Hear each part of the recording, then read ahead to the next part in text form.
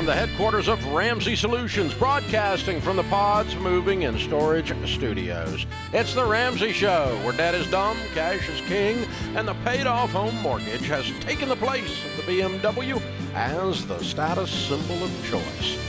We help people build wealth, do relationships the right way, and get in a career where they can change their lives and do work that matters. It's a show about your life. It's called The Ramsey Show.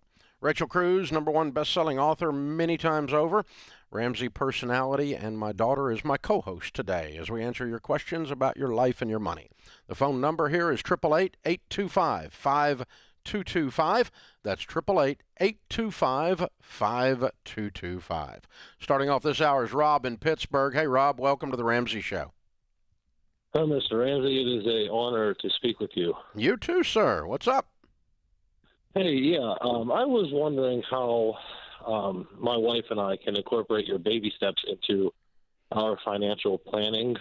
We kind of started off on our own, and then we found you, so we are trying to just get that all integrated and incorporated.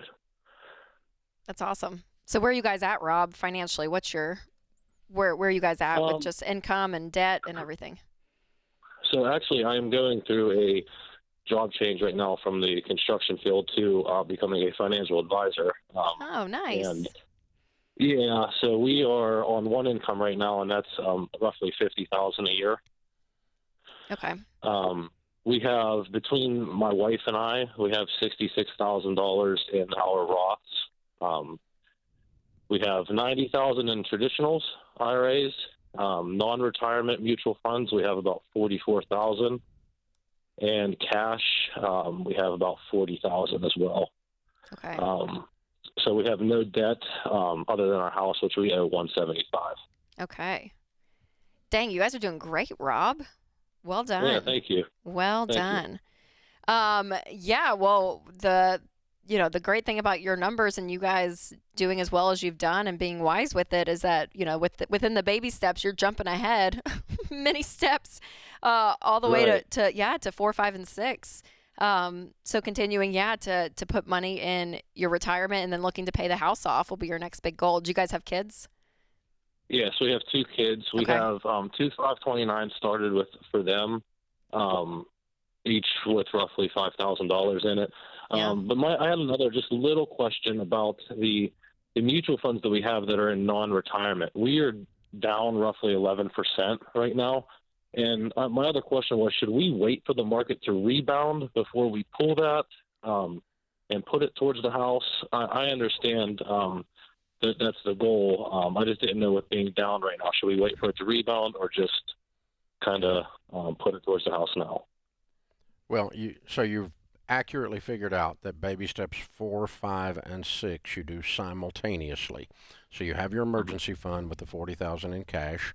You're debt free except the house, and you're putting money into your 401k, putting money in the kids' 529, and then any money we've got other than that, we're going to throw it at baby step 6, which is pay off the house, and that brings us to the discussion of the mutual fund account with $44,000 in it that's down 11%. So you're asking the question, you obviously understand this, so you do know where you are. Mm-hmm. How do we incorporate this? You just live you find out where you are in this process, and 4, 5, and 6 is 15% of your income into retirement, addressing kids' college, and everything above that we can find reasonably with intentionality, we put on the house. So I'm going to put the mutual fund on the house. Now, it is down 11%. Will it rebound? Yes. When? I don't know, and you don't either.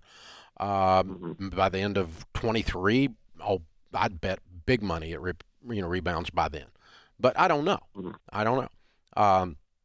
Here's the thing I've figured out: if you follow this process that so many people have followed, that is so proven, $4,000 doesn't matter. Okay. And that's how much this account is down.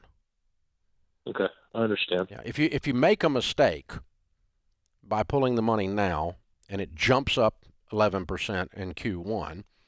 You missed out on $4,000. Well, $4,000 doesn't make you rich.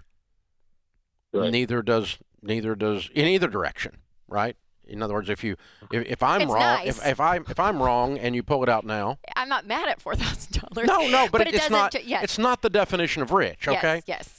It's not even the definition of a good car. Okay. It's Right. So it doesn't mathematically, the arithmetic of it. It's not an emotional thing or a statement about wealth. It's a math thing. And so does the $4,000 matter mathematically? Yep. In whether you become rich or not? No, it doesn't. So you could do this either way, and it's not going to make you or break you. You follow me? I do. So if you want to wait on the market, wait on the market, but I wouldn't wait too long. Okay. We do have 2 cars that are both paid for, worth about $60,000. With where we're at now, would you suggest to keep them or to get rid of them? I suspect your income's going to be over 60 once you get moving here, right? Right. Yeah. So I mean, your income being 50 is a temporary thing. It's not what your income's going to be for the next 5 years. If you told me you're going to make $50,000 for the next 5 years and you had $60,000 worth of cars, yeah, you got too dadgum much car. But if you're going to make $120,000 average over the next 4 or 5 years, which you are in household income, then yeah, you keep those cars. So they don't. That's not thrown off. So what would I do if I woke up in your shoes? As weird as it sounds, I would cash that mutual fund out today and throw it at the debt. And because I'm going to get on target. I'm just going to be on target. I'm going to put blinders on. I'm going to submit myself to this program. I'm going to do this program exactly and with intentionality. And I'm not going to sit and try to figure out some way to shortcut it and ride the market or something or time the market. I'm just going to get out of debt. Well, and what's fun, Rob, is like just go on RamseySolutions.com to the mortgage calculator and start watching even at $40,000. You know, how much interest you save by paying off your house early by applying this money to it. And you can watch now the versus 3 go months down. later, though, even on that, it doesn't matter. Mathematically, it's more of a thing of I'm going to do this thing pure. And so 11% be damned, I'm doing it. Yeah. I mean, that's how I would do it. And in other words, here's another way of looking at it. What if you had enough in there to pay off your house, but the market's down 11%? Paid off completely. I paid off in about 30 seconds. Yep. There'd be no arguing with me about it. Yep. So why not take the 40 and go in that direction? Same principle. Yep. Same kind of mentality. But well done, Rob. Yeah, man, you got we were going along and we found you and we decided to do your plan. What do I do? I'm like, well, you've got. And then he knows the plan. He knows the plan better than a lot of people. Yeah, so better than people that I've been listening to you for 20 years and I just leased a car. He's not that guy. So. Just bought a whole life insurance policy and took out a new credit card. Oh my God! But I believe everything you say, Dave. We get those calls. I love those calls all the time. Love those calls. Love those calls. This is the Ramsey Show.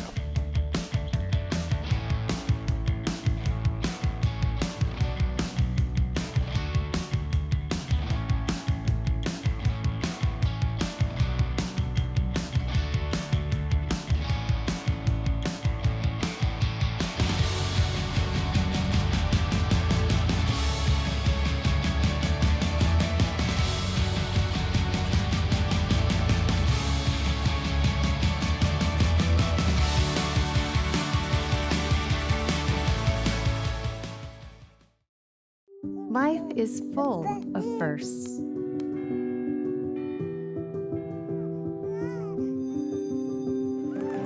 As the first and longest-serving Christian health cost-sharing ministry, CHM has shared medical expenses for its members since 1981.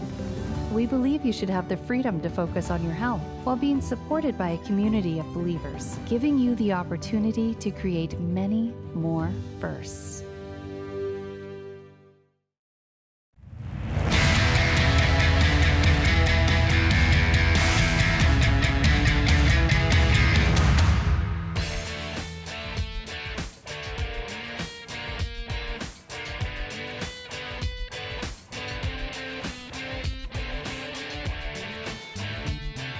Rachel Cruz, Ramsey personality, #1 best-selling author, is my co-host today. The Ramsey Goal Planner with George Camel, Dr. John Deloney, and Rachel Cruz helps you every step of the way in your goal planning for 2023. They sell out every year. Did they sell out today? Today? I didn't get word of that. Okay, they're getting close. Getting close. Yeah. Few left. Just a handful left. Yeah. We did 2 interviews. Me and George did today about this. So really? Okay. So we're getting out there. Yep. Some media hits. Yes. But it's great. It's a great goal planner. It's not like, as one lady said, it's not a flimsy little calendar. I was like, no. It is a serious planner. I'm trying to get your mother to convert to it, because she uses that flimsy little calendar from Walgreens. Yes. That day at a glance thing, or month at a glance thing. She's done that for like 40 years, I think. I think it's the same one. It's hard to, what is it? Teach a old pony new tricks. An old me new tricks. Yeah. But yeah. Okay. Well, and it's different than just that, right? Like if you're just wanting just a simple calendar, you could print that off on Google. This is like has content, has goal setting, it helps you through many areas of your life, not just it's got spiritual part of your spiritual walk as well. Everything. Financial, relational. That's right. There's something in there from Dr. John Deloney, George Camel, Rachel Cruz every day. Oh, here it is. Yeah. All throughout the thing. It's beautiful as well. It is a substantial goal planner. It's a year planner, and it will guide you and walks with you through the whole year. And they are very, very popular, and they do sell out every year. So if you're looking for a great Christmas gift, I would suggest you go and get that like today. That would be my suggestion. RamseySolutions.com. Hit the store and get the old goal planner going there. All right, Mary is with us in Toronto, Canada. Hi, Mary. Welcome to the Ramsey Show. Hi, thanks very much, Dave. Thanks. Hi, Rachel. Hello, Mary. Thanks for taking my call. Sure. How can we help? I'm curious if you could just want to get some advice or your advice on some advice that we had received about a mortgage. And we have a mortgage in first place on our home, and then a line of credit that we haven't taken any money out, but that is in second place as a mortgage. And we're in a position where we can pay off that mortgage coming up soon, but the advice we were given was that we should keep that. So we have a mortgage in first place, line of credit second place, and that would prevent anyone from fraudulently putting another mortgage on our home by keeping that those 2 first and second place mortgages on there. Where did this advice come from? A banker? The bank. A banker told you should stay in debt. What, Mary? And here's what's sad. This is a particularly ignorant banker. Not only because the advice is ludicrous, but it's asinine. Let me walk you through it, okay? Here's the thing. Yeah. Let's say you pay off your house. Is it different in Canada? Let me say this. Is there any difference? Because she is in Canada, so I just want to throw that out there. I cannot imagine that Canadian law allows fraud. Okay. It's not that it's allowed. No. I'm answering Rachel's question. I'm answering Rachel's question. I jumped in, Mary. Okay, sorry. so if someone fraudulently puts debt in your name of any kind, including on your house, it does not stand. It gets removed, and it doesn't cost you a thing. You just have to go to the trouble of removing it. Mm-hmm. It's not like, and having a mortgage on your house does not protect you from that.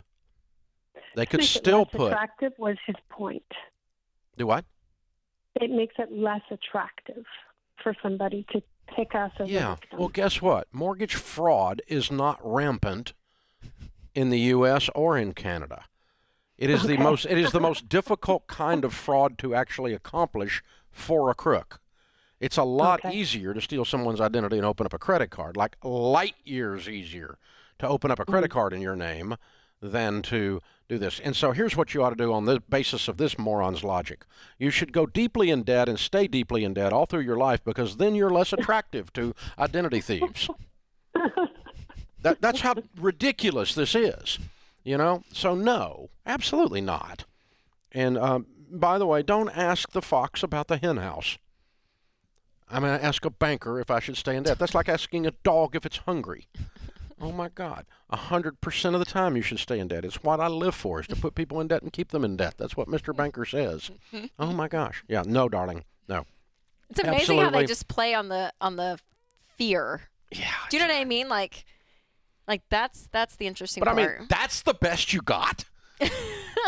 That's the best? I mean, it would have been the argument that you keep your money and put it in an investment that makes more than money. your mortgage interest rate is at least logical in the argument's sake. Yes. This one is not even. This one's like fantasy screwed up stuff. I mean, no. The number of paid-for homes that get a mortgage placed on them fraudulently is approaching zero. It is a very, very, very small thing. And if you're concerned about that type of thing, you should have identity theft protection anyway.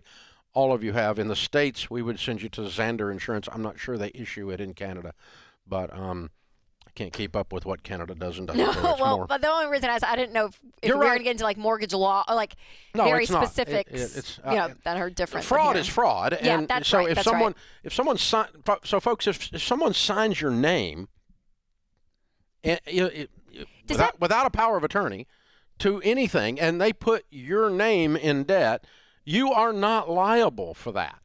There's 0 times that you're liable for that debt. Yeah.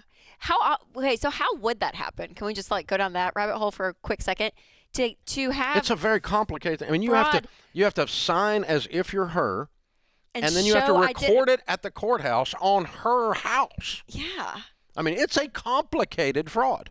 Yeah. It's very difficult to pull off because there's about 3 layers of stuff you've got to do very clearly. To your point, it's not just like a credit card. No, it's very easy to do a credit card fraud. Yeah. Yeah. I mean, people do credit card fraud all the time, but Right. the mortgage. Oh, look, 0.83% of all mortgage applicants are fraud. Less than 1%. Yeah. So there you go, Mary. Oh, that's the applications. And that's not even. Yeah, that's fair. And that's Okay. not even That's it good. was not even issued then. Yeah. Yeah, So and Mary, so- it's a non-issue. Yeah. So no, it's going to be like 0.0008 Yeah, that that's it right. actually occurs, That's right. Yep. And so it's a non-statistical thing. But if you're worried about fraud, and you should be, because there's crooks everywhere, you should get identity theft protection from Zander Insurance. Everybody ought to have that. We buy it for all of our employees here, all of our team, all the Ramsey team members. It's a benefit of working here. It's one of our HR benefits, and because we believe in it that strongly. Because there's just something all the time. If you haven't noticed, they're stinking call me all the time on my debit card and go, "Is somebody using your Yes. Is that you? Which I so appreciate. Is that you in Mexico?" Yeah, I'm down there again. But I mean, it's golly. It But- sounds so sketchy. But Dave's Cabo trips. Hola, but yeah. Dave. Hola. I do appreciate my bank, though. They're very on top of it in Yeah. that sense. Like, I do get... Well, because it costs them money, oh, yeah. not you. Yeah. That's why they're on There you top go. of it. It's Yeah, not, well, I it's appreciate not. it. It's not. Yes, they're service oriented, and that's not. It's Yeah. good that they have some service, but it's don't. You it's not, complimented a bank. well, How'd but that it's feel? really not How'd that feel? altruistic. I mean, because it's their money that's going to be lost, not yours. Yeah. They're trying to protect themselves by giving you service. That's the thing, and you got to keep this in mind with banks. But Mary, that's a thing that comes up all the time, and Or doesn't come up all the time. no, I mean the fear of this runs all over the yeah. internet. Yeah. I'm just really shocked that a banker actually came up with this as the reason to stay in debt, among all the other possible reasons that a banker could have given. This guy's really lame. So I mean, he's like bottom fishing here, serious. But that's the way it is. And Glad you called, Mary. there's nothing. Rachel, I've been doing this for 30, almost 31 years coming up on now here, and it turns out that 30 years from now, when I'm not here and you're still doing this, the questions will probably be the same. This is the Ramsey Show.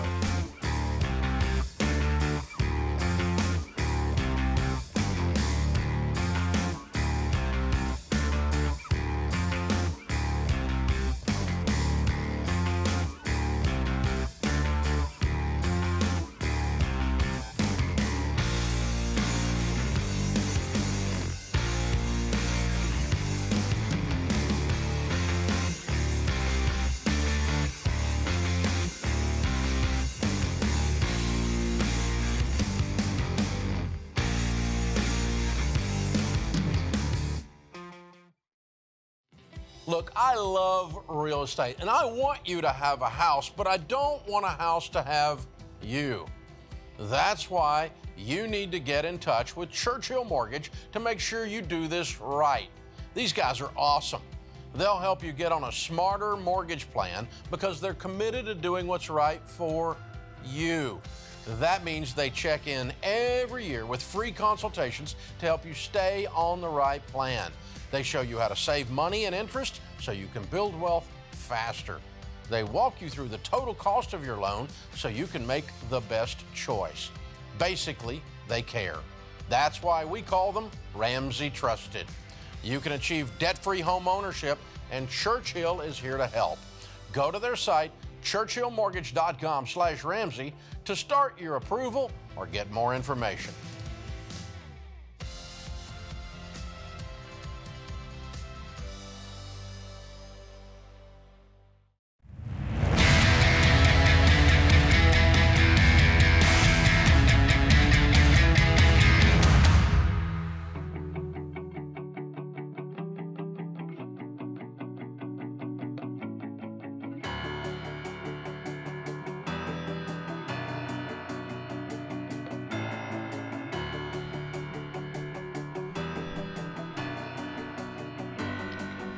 Rachel Cruz, Ramsey personality, #1 best-selling author, is my co-host in the lobby of Ramsey Solutions, which, by the way, you should stop by and see us. When you're out running around and over the hill and through the woods to grandmother's house we go for the holidays and all that stuff, come by and see us. We've got free homemade chocolate chip cookies, free coffee, free all kinds of good stuff over here, and a big bookstore, and you can watch the show being done on the glass every day live from 1 to 4 Central between now and about the 22nd. After the 22nd, you're going to get best ofs, but you aren't going to come around here anyway after that. So, but yeah, come around, see us. We've always got 50 to 200 folks standing around, sitting around, watching the show happen every time we do it live. And also, it's where the debt-free stage is, which is where Jerry and Brenna are, standing on the debt-free stage. Hey, guys, welcome. Thank you. Thank you. Where do you live? Dixon, Illinois. All right, very cool. Awesome. Welcome to Nashville. How much debt have you paid off? $87,000. All right. How long did that take? 31 months. Cool. And your range of income during It that was time? 99 to we should be about 135 this year. Cool. What do you do for a living? I'm a manager for an Ace Hardware rental department, and I sell power equipment like chainsaws and stuff like that. Cool. And I'm an office manager at Pest Control Consultants, a pest company in Dixon. All right. Very good. Good. Awesome. What kind of debt was the $87,000? We had 30,000 consumer debt, some credit cards, a loan to our dad, a couple cars, and then the rest was our house. Oh, paid off your house. Oh, Wow. guys, Good for you. amazing. Yep. You're young to pay off your house. How old are you? I'm 37. 33. Look at it, weird people. Yeah. I love it. Way to go, you two. Very cool. What's this house worth? About 150. I love it. Good for you. Very fun. How long you two been married? 9.5 years. Okay, cool. But 2.5 years ago, something happened. Oh, COVID. Yeah. Yeah, but other than that, what happened that woke you guys up and got you on the path here? So it was actually December of 2019. It was right after Christmas. I had a dream car in mind, and I was entertaining the idea of, I think it's time for Mom to get a new car. And being the wonderful husband that he is, I mean, I think he thought, this is going to be her life lesson. I'm going to take her. She thinks she's going to drive it home, but we're not. So we went anyways, and we were actually in a 7-year term for our vehicle that we had. So we were going to go upside down in it. Very casual, want the car. He goes and figures the numbers, comes back, the payment's going to be more than our mortgage. It was a big pill to swallow, and I'm like, wow. So we just, casually we're like, okay, we're going to think about it. Walk out of there. We look at each other and we're like, this is crazy. This is crazy. Something has to change. And we had looked into doing this before. We got our DVDs from my dad years before that, but this was the kicker. And we got lucky because COVID happened in 2020. So you couldn't go out and do much anyway. So that was extremely helpful. And that's where it kind of helped build the momentum. So. Wow. Breakthrough. Oh, by heartbreak too, right? Yeah. I'm gonna go get a new car. And there it is. Yeah. I'm a car guy, and I knew doing so many loans back in the day that I knew we couldn't afford it anyways. But Totally. she went so many dealerships with me. I'm like, I'm going to go with her and just let her experience this. Yeah, let her see it. Yeah. Okay, so were both of you on board? Did you guys both leave and look at each other and say something has to change? Did one of you kind of feel it more urgent? Yeah, have more urgency? she always thought the idea of we shouldn't do car loans, but, then I brought it home. It's my idea. Let's go ahead and do this now, So I was actually 2 days after Christmas, all the videos started popping back up on YouTube when I was working out, and I thought, I took it home to her. Let's do this. Now it's my idea, so it's a good idea. Yeah. So. There you go. So. Google heard you and started like feeding you all the content. Oh, that's so funny. Okay, so for the 2.5 years, you said obviously there were parts that were kind of easy because it's not like you're traveling and going on vacation. You did it right in the heart of COVID and pandemic and quarantine and everything. So what was hard though? Like, because now we're kind of back to we're back to life and moving and shaking, but you guys still were doing it. Yeah, I mean, doing the plan. For the first 7.5 years of our marriage, we didn't have joint bank accounts, so that was the hardest thing for me. Oh yeah. Stuff in my childhood, I was tight with my money, so I didn't want to let it go. But I think it was an episode I watched that first couple days before we started, and somebody had came on and said something about combining your incomes is the only way to make it work. And I went home and said, let's do it. Let's combine our income. Whoa, man, he just all in. Yeah, okay, how was that though? I'm that kind of person. A lot of couples don't. Still, it's like it's the pushback we get. We get a lot of pushback on different things. So how it's did the that most change? hate that you get. For me personally, yes, people. George Freet calls some people not to eat out, and you because joint of accounts. Joint accounts. So how did it change your marriage? Hurting for something to hate on. Way better talking about money. So there's way more. Is more trust and everything all involved into it. So all of it. Everything's laid out. There's no secrets, which I would say for the most part there wasn't at that point anyways. But then it's just all right there in front of you. We were like roommates, like you say. We pooled our money in, and then we just blew everything else. We bought our own stuff that we wanted to on the side. So. Yep. Oh.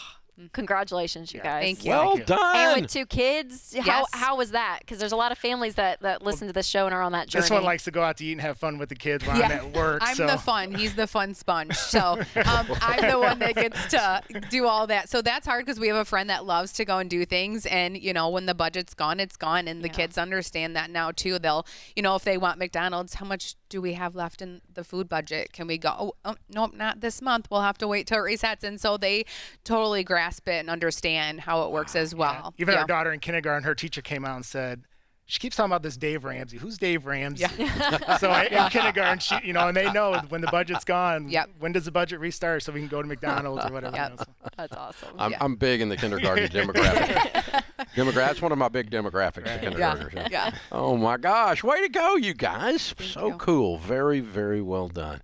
Hey, we got a copy of the Total Money Makeover for you and the Live and Give bundle and the Baby Steps Millionaires book, because that's the next chapter in your story for sure. You're on your way. And a 1-year membership to Financial Peace University. If you haven't been through it formally yet, go through it. If you are, give it all away, whatever you want to do. It's the Live and Give bundle. All right, bring the kiddos up and tell us their names and ages. We have Aria. She just turned 8 on Tuesday. And there's Hudson. He is 5. Very cool. All right, so all the way from Illinois, have we been practicing our debt-free scream? We did watch some old debt-free screams on YouTube before we came down. So. Okay, so we kind of got the format down. We know, yeah. Okay, that's good. A little bit of prep. Very fun. Well, the cool thing is that they're both old enough to remember that time that their parents, during the pandemic, changed their family tree. So you guys are heroes. Well done. Very, very well done. I'm looking at little kids whose mom and dads are heroes and changed their family tree. It'll never be the same because of what you all have done. So very, very cool. Beautifully played. It's good stuff. Jerry and Brenna, Aria and Hudson, Dixon, Illinois. $87,000 paid off in 31 months, making $99 to $135. Count it down. Let's hear a debt-free scream. Ready? 1, 2, 3. We're debt-free! Yeah! That is how it's done, ladies and gentlemen. Oh, man, I love it. Very cool. So sweet. Very cool. Yeah, really. And they did, they paid off a lot of debt with that income in 2.5 years. Yes. That's like beans and rice. Yep. Rice and beans they right cut there. Everything. They were completely focused, completely intense, which is how you do it, folks. And if you don't know, the debt snowball is what these folks are using, and it's where you list your debts, everything but your house, smallest to largest debt, regardless of the interest rate. You pay minimum payments on everything but your smallest debt, and you attack it with a vengeance, like your freaking hair is on fire, like your life depends on it. You sell so much stuff the kids think they're next. You're not going to see the inside of a restaurant unless you're working there. You and your spouse are locking arms, and there is no freaking vacations. No way, whiner. Get her done. You got to lean in and go scorched earth and knock it out. No, just I didn't like that. Call the ambulance and get it done. This is how it's done, right? You in cannot, 2.5 years. 2.5 years. 2.5 years, it. man. I'm telling you, these people Good. were not moseying out of debt. They were running like their life depended on it, and now they're 100% free, house and everything. Very impressive. And that, ladies and gentlemen, is exactly how you do it. This is The Ramsey Show.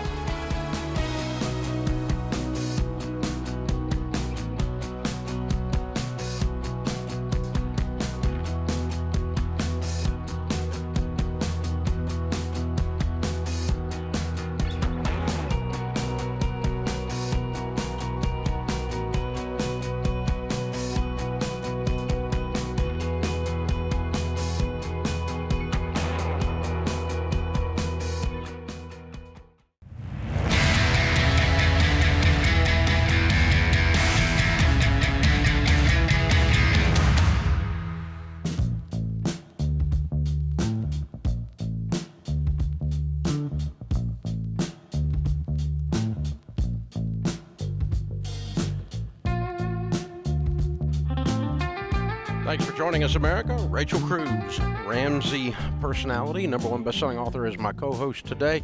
Stephen's with us in California. Hi, Stephen. How are you? Good. How you doing, Dave? Better than I deserve. What's up? It's an honor to get to talk to you guys today. My wife and I recently inherited an estate from a good friend of ours. He was an elderly man that we took care of for about 13 years, and he recently passed. And we're just nervous to navigate the probate process.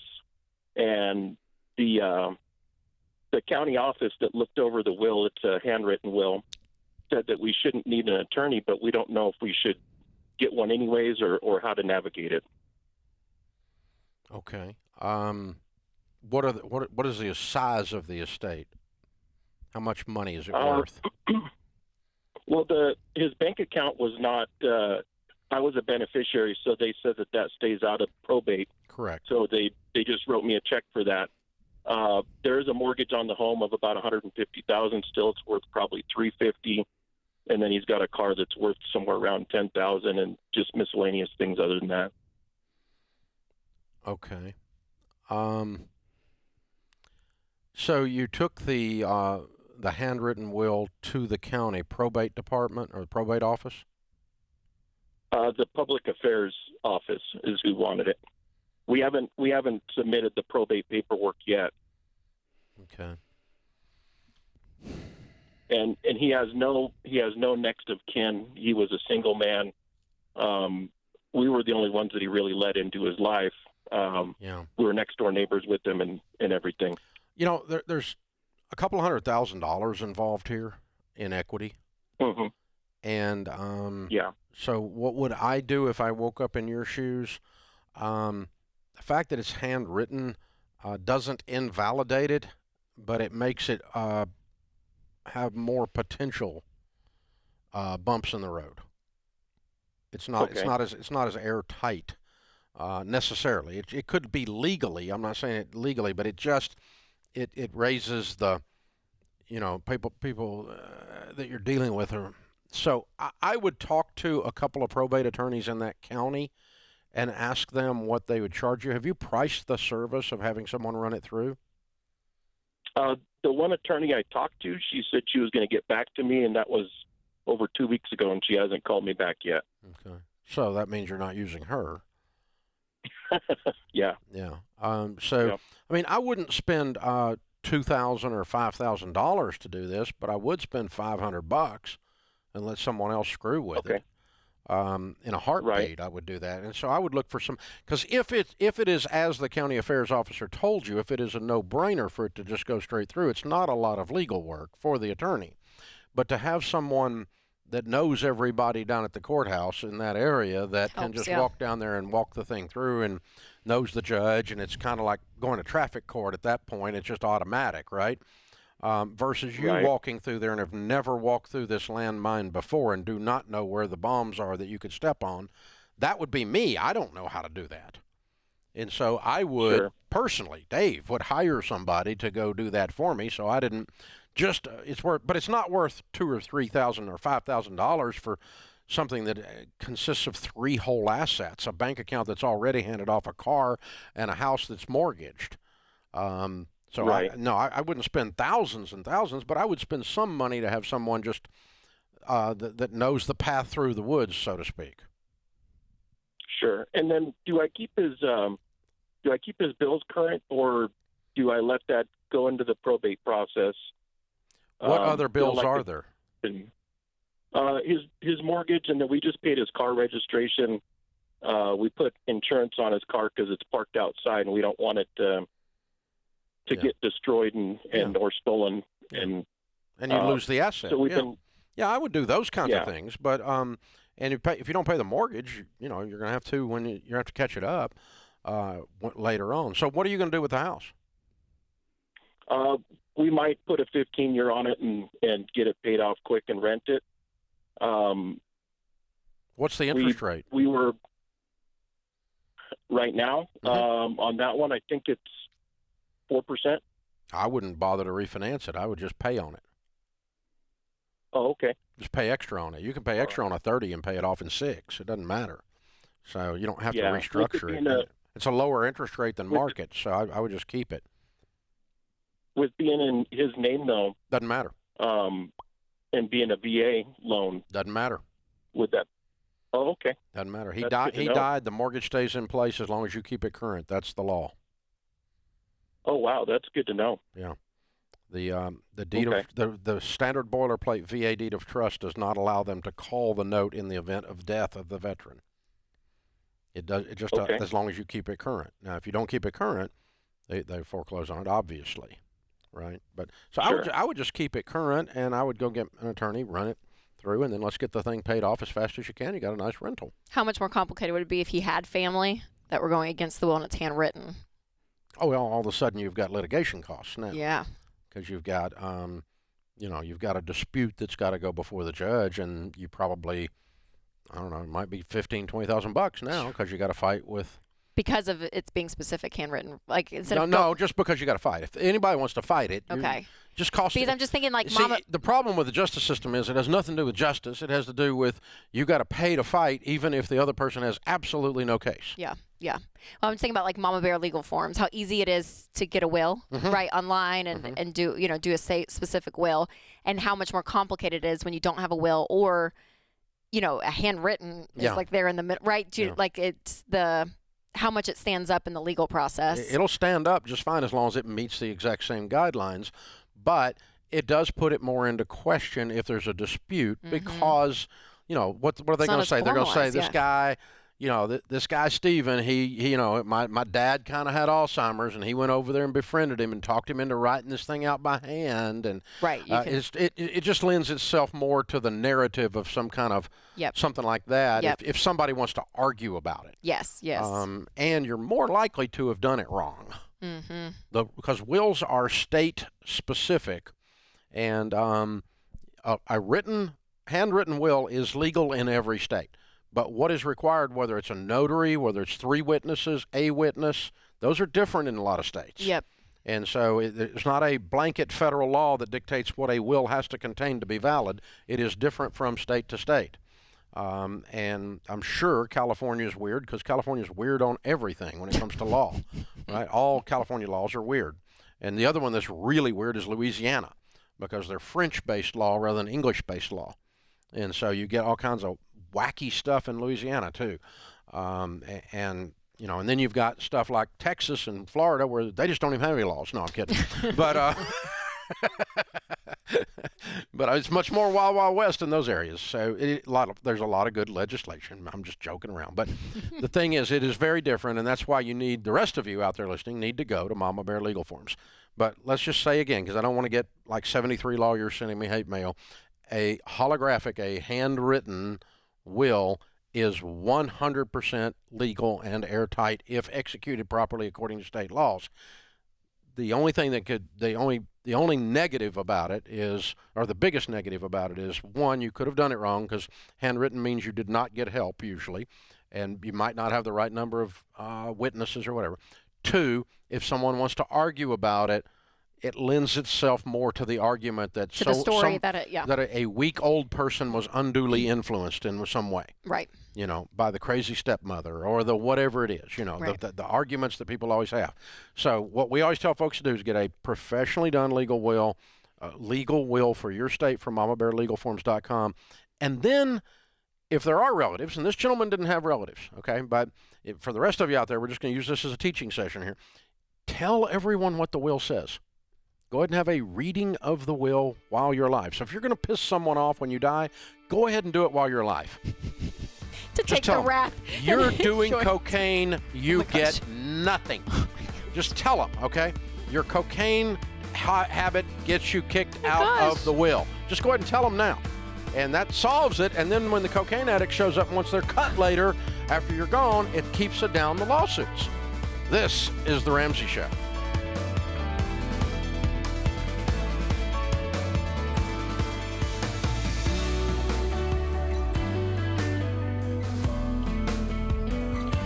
Hey, it's Rachel Cruz, co-host on The Ramsey Show. If you want to do your debt-free scream live on the show, visit RamseySolutions.com/debt-free scream. We'd love for you to come to Nashville and tell Dave your story. That's RamseySolutions.com/debt-free scream.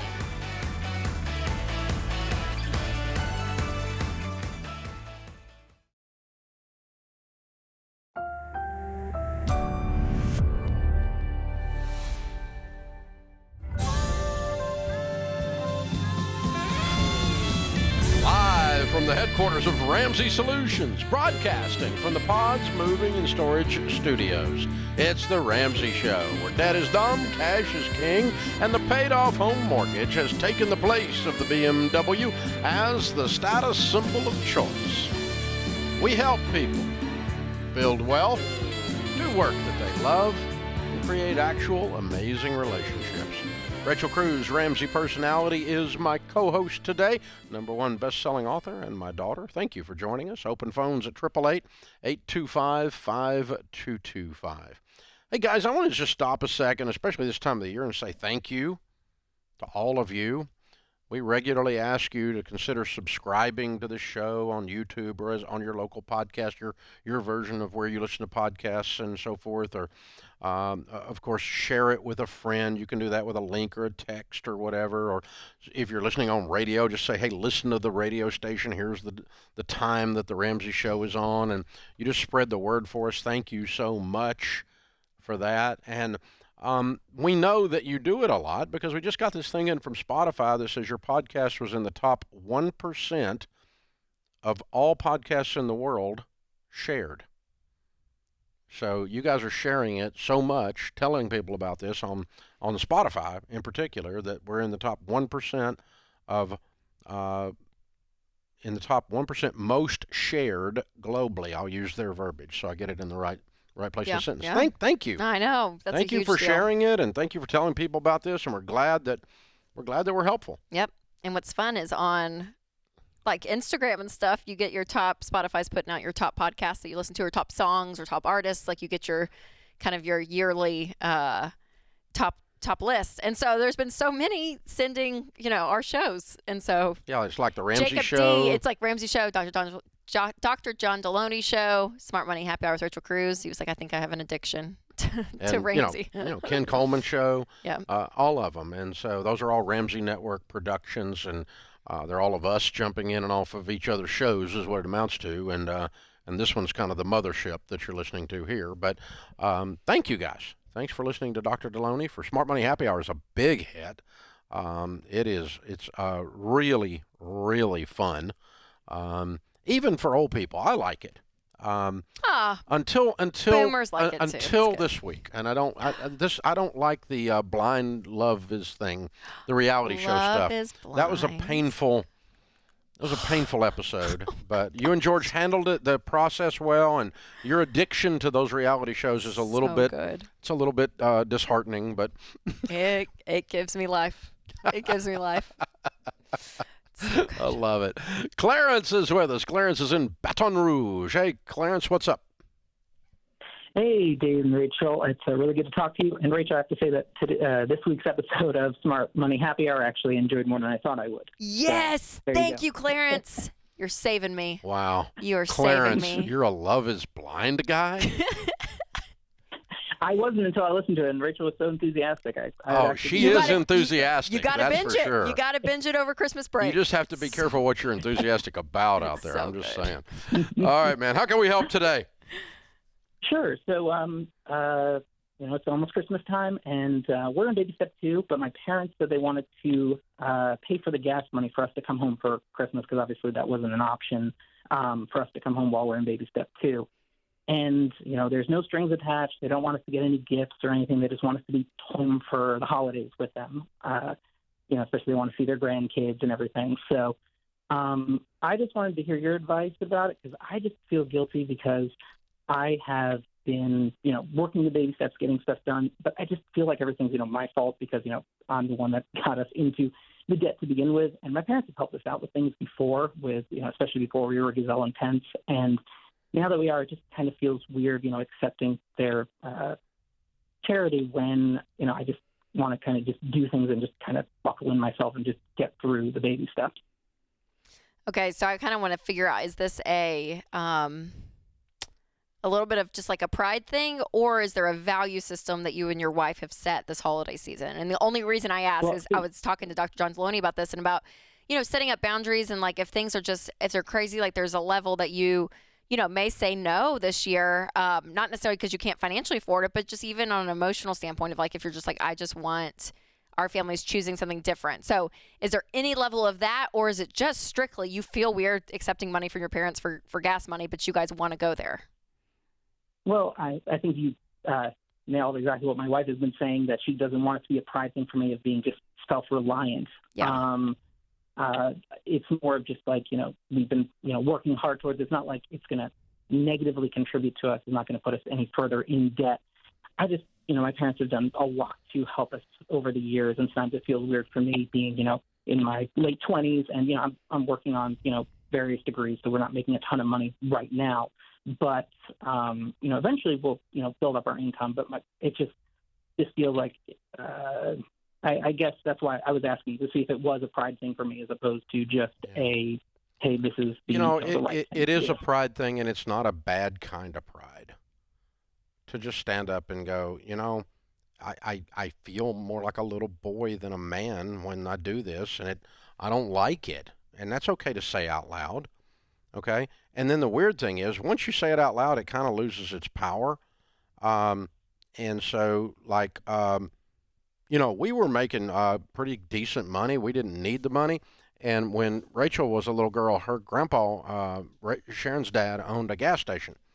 And it was kind of tradition when you went in for Thanksgiving, everybody filled up at the gas station. And it wasn't... he's like, make sure you get a tank of gas before you leave. And we're like, you bet, Papa. Especially the cost of gas right now, So, but it wasn't because we couldn't afford it. That was different. Or it wasn't because we were working a plan. That was different. But it was still free money from Grandpa, kind of thing. So I kind of get what you're saying. I think it's a normal feeling to do this. But if I were in your shoes, I would accept the gift and go home and let them see their grandkids.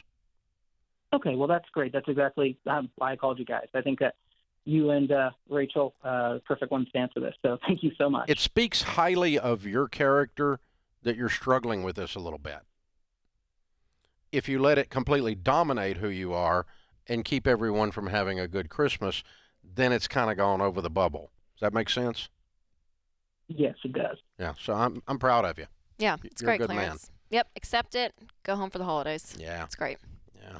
And it's interesting. We talk about giving a lot, and we're doing the giving show on the 14th. And if you have a great giving story, by the way, email it to us at ask@RamseySolutions.com. Ask@RamseySolutions.com. Put giving in the subject line. But one of the most difficult things about giving is learning to receive. Mm-hmm. It's very hard. It's hard for me. And I almost can say more about, there's a level of I struggle Mm. with receiving things, especially things that are out of proportion kind of things, like it's over the top stuff. Yep. That one I really, really, really struggle with. This is The Ramsey Show.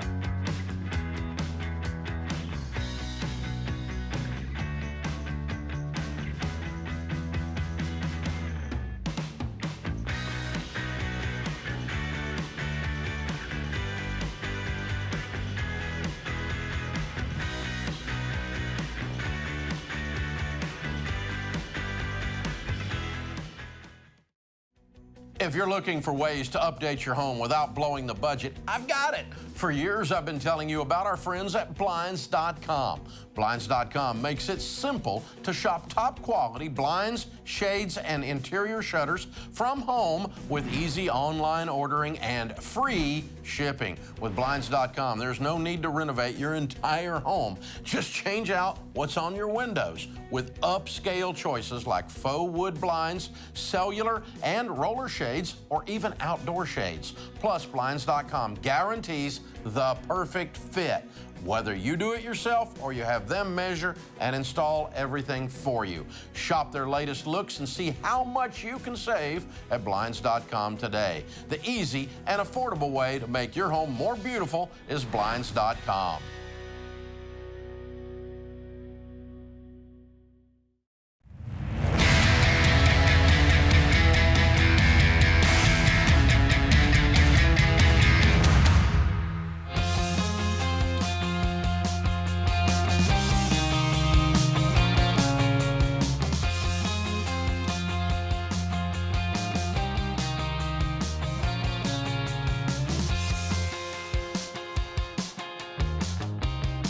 Rachel Cruz, Ramsey Personality, is my co-host today. Best-selling author. Thank you for joining us, America. Open phones at 888-825-5225. Hey, if you procrastinated, blew past Black Friday, Cyber Monday, we're extending our Cyber Monday sale. We're here to help.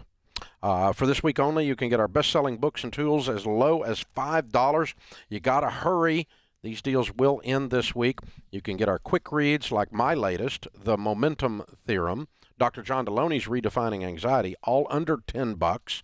Our number one bundle, the Starter Special, has 77% off on it.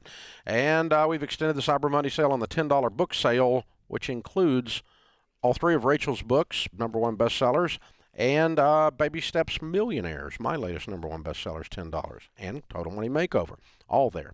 This is not a place where you're going to find inflation. As a matter of fact, we are into deflation, like recession. Apparently. I don't know what our problem is. Cyber Monday sale continues all week long. Be sure and check it out, RamseySolutions.com. Our question of the day comes from Blinds.com. It's the number one online retailer of custom window coverings, free samples, free shipping, and new promos all the time. Check it all out. They use the promo code Ramsey when you do. And today's question comes from Rachel in Kentucky. Our 19-year-old daughter just moved out after paying rent to us for the last 8 months. My husband wants to consider the money as hers and give it back to her, but I disagree. Currently, she has zero plans to go to college and has moved out because we made her. It was time. I was considering investing some of it or using the money to pay for college for our other daughter who will be graduating high school next year. What's your opinion? Mom is hardcore. Mom is feisty towards her daughter. Oh, I bet if it was a son, she'd give him the money. Oh, 100%. Oh, I'm harder on my daughters, I feel like, than Charles, my little baby boy. Little baby boy. So sweet. I don't know, Rachel. Let me think. I mean, I think it's fine not to give it back to her. It does feel funny using her money to pay for the other sister's college. Would you give it back to her? Even if she has no plans? Like she doesn't know what she's going to be doing? Okay, there's something wrong with this situation that is not money. It was time for her to leave, and I'm going to take her money and give it to her sister. It kind of sounds like we're a little pissed at daughter. I don't know. I feel there's something. There's a little friction here. I feel a little between something. Mom. It's time for her to get out. Well, hey, I'm with you. Kick them out. I ain't got any problem with that part. But get out there and do your thing. And I don't think you have to give her back the money, You though. don't have to, but don't not give it to her because you're angry with her for her behavior, and then don't not give it to her and double down on the punishment and give it to her sister. Yeah, that's a little vindictive is the way it feels a little bit here. So by and large, I think that is kind of sad though. I'm thinking about my two daughters, and if I'm like, I'm taking you're so mad at one of them, you give it to the other one. I'm Yeah, giving it to Caroline. Yeah, it's like, you little twerp, I'm going to give it to your sister. So yeah, I think your husband is probably saying that giving your daughter back this money is not a moral issue. It's not an ethical issue. I don't think it is. I don't think you owe it to her. I think her leaving with a little bit of friction as she leaves, sparks flying, as the old trunk was drug out and thrown in the back of the car, or whatever we call it here. This would be just a little grace. I'm going to give it to her and just call it grace, and just not to try to buy her affection or to cover over the misbehavior or something like that. I don't know what went on, but you said it was time for her to go, so there's something a little bit pushy there, and because we made her. It says she made moved her out leave. because So, or maybe. She was doing nothing. I mean, she could have, you know what I mean? Like, Yeah. I don't know. So maybe you tie the giving money back to her based on her behavior, some behavior you want to encourage out there in the wild. Okay. And so, like, if you do this or this, we'll give you the money. We're going to give you this back. Or, like, for instance, and honestly, I kind of think Mom's pretty upset with her. There's a lot of emotion in these words. And I think probably, Mom, you step back and just ask your husband to talk to her about it, to the daughter about it. And because there seems to be a little bit there, and just say, I think we might want to help you in your new start. And if you went through, so we'll match you your emergency fund or something. If you match your emergency fund, or we'll, or if you're going to pay off some debt, we'll help you with that, and we'll match that up. We're going to use some of the money you paid us in rent to help you get started and to encourage some good behaviors. If you want to go through Financial Peace University, we would give you $1,000 of this back as an incentive to do that, and something like that. Something that helps the daughter that left get a sustainable situation out there. But now, I would not give it to her if she's misbehaving out in the wild.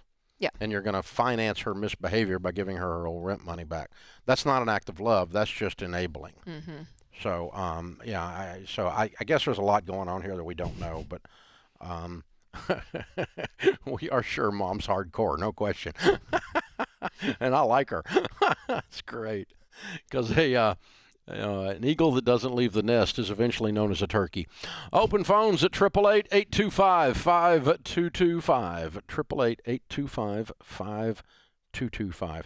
I found that line was when you and I did that book, Smart Money, Smart Kids. Your first number one.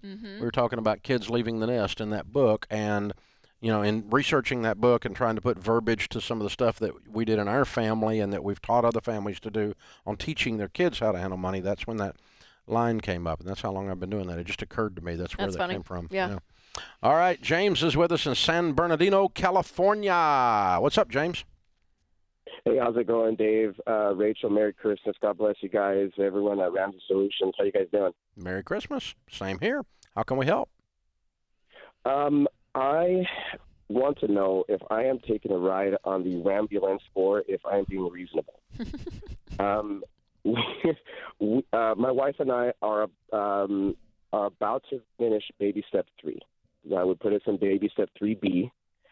But prior to that, I'd like to buy a car.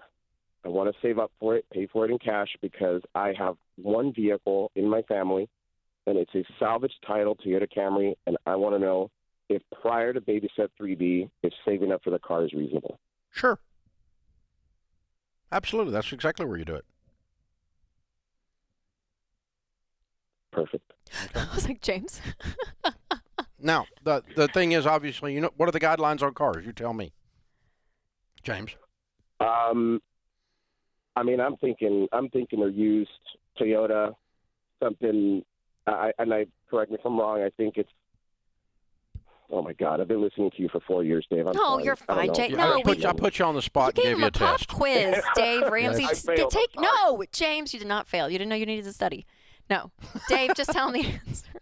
So no more than half your annual income in total cars. The other car is the Camry with the salvage title? Yes, sir. So it's worth 200,000 miles in it, but it still runs. Yeah. Yeah, but it's not worth much. Okay. And what's your household income? No. Household income is about 160. Excellent. You do need some cars. You need 2 cars. Yes, sir. Yeah, you're driving the Camry's on its last leg, and you got no other cars, right? No other cars, and I'd like to buy a RAV4, something all-wheel drive. I can't buy an electric car like Rachel. Oh, it's okay, James. Not everybody can be. Not everybody can be Rachel and George. Stop. James. Good No, Lord. a RAV4 is great. That's a great car. Yes. Yeah. But yeah, you're talking about a reasonable car. You guys make great money. So what are you going to spend on it? I mean, I'm in California. Everyone wants EVs out here. I still like me a combustion engine. I'm thinking 20, Okay. 25. All right. And what are you going to spend on the other car? Because you got to buy another one too. I mean, this one still works. All right. I think you need to move up a little. I'd move up to about a $10,000 car probably. It's well within your budget, and you need to. It's time. You've gotten the emergency stuff behind you. 1, 2, and 3 is the hardcore gazelle intensity. Now you are moving from intensity to intentionality. You make $160,000 a year. You don't have to drive a piece of crap if you save up and pay cash for it. This is the Ramsey Show.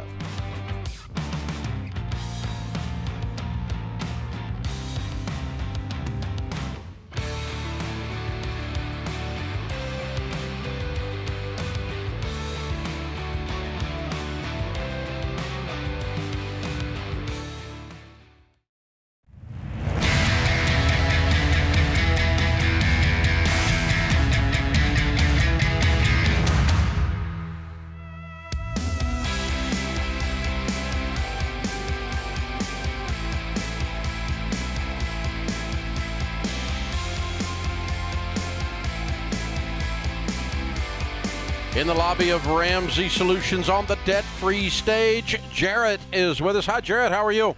I'm living the dream. How are y'all? Better than we deserve, sir. Welcome. Where do you live? Atlanta. Oh, cool. Welcome to Nashville. And how much debt have you paid off, Jarrett? $37,271.94. Cool. And how long did this take? 19 months. Good for you. And your range of income during that time? Started at $52,000, made a job change, got a raise, promotion, took on some side gigs, so now it's over 60. Good for you. What do you do for a living?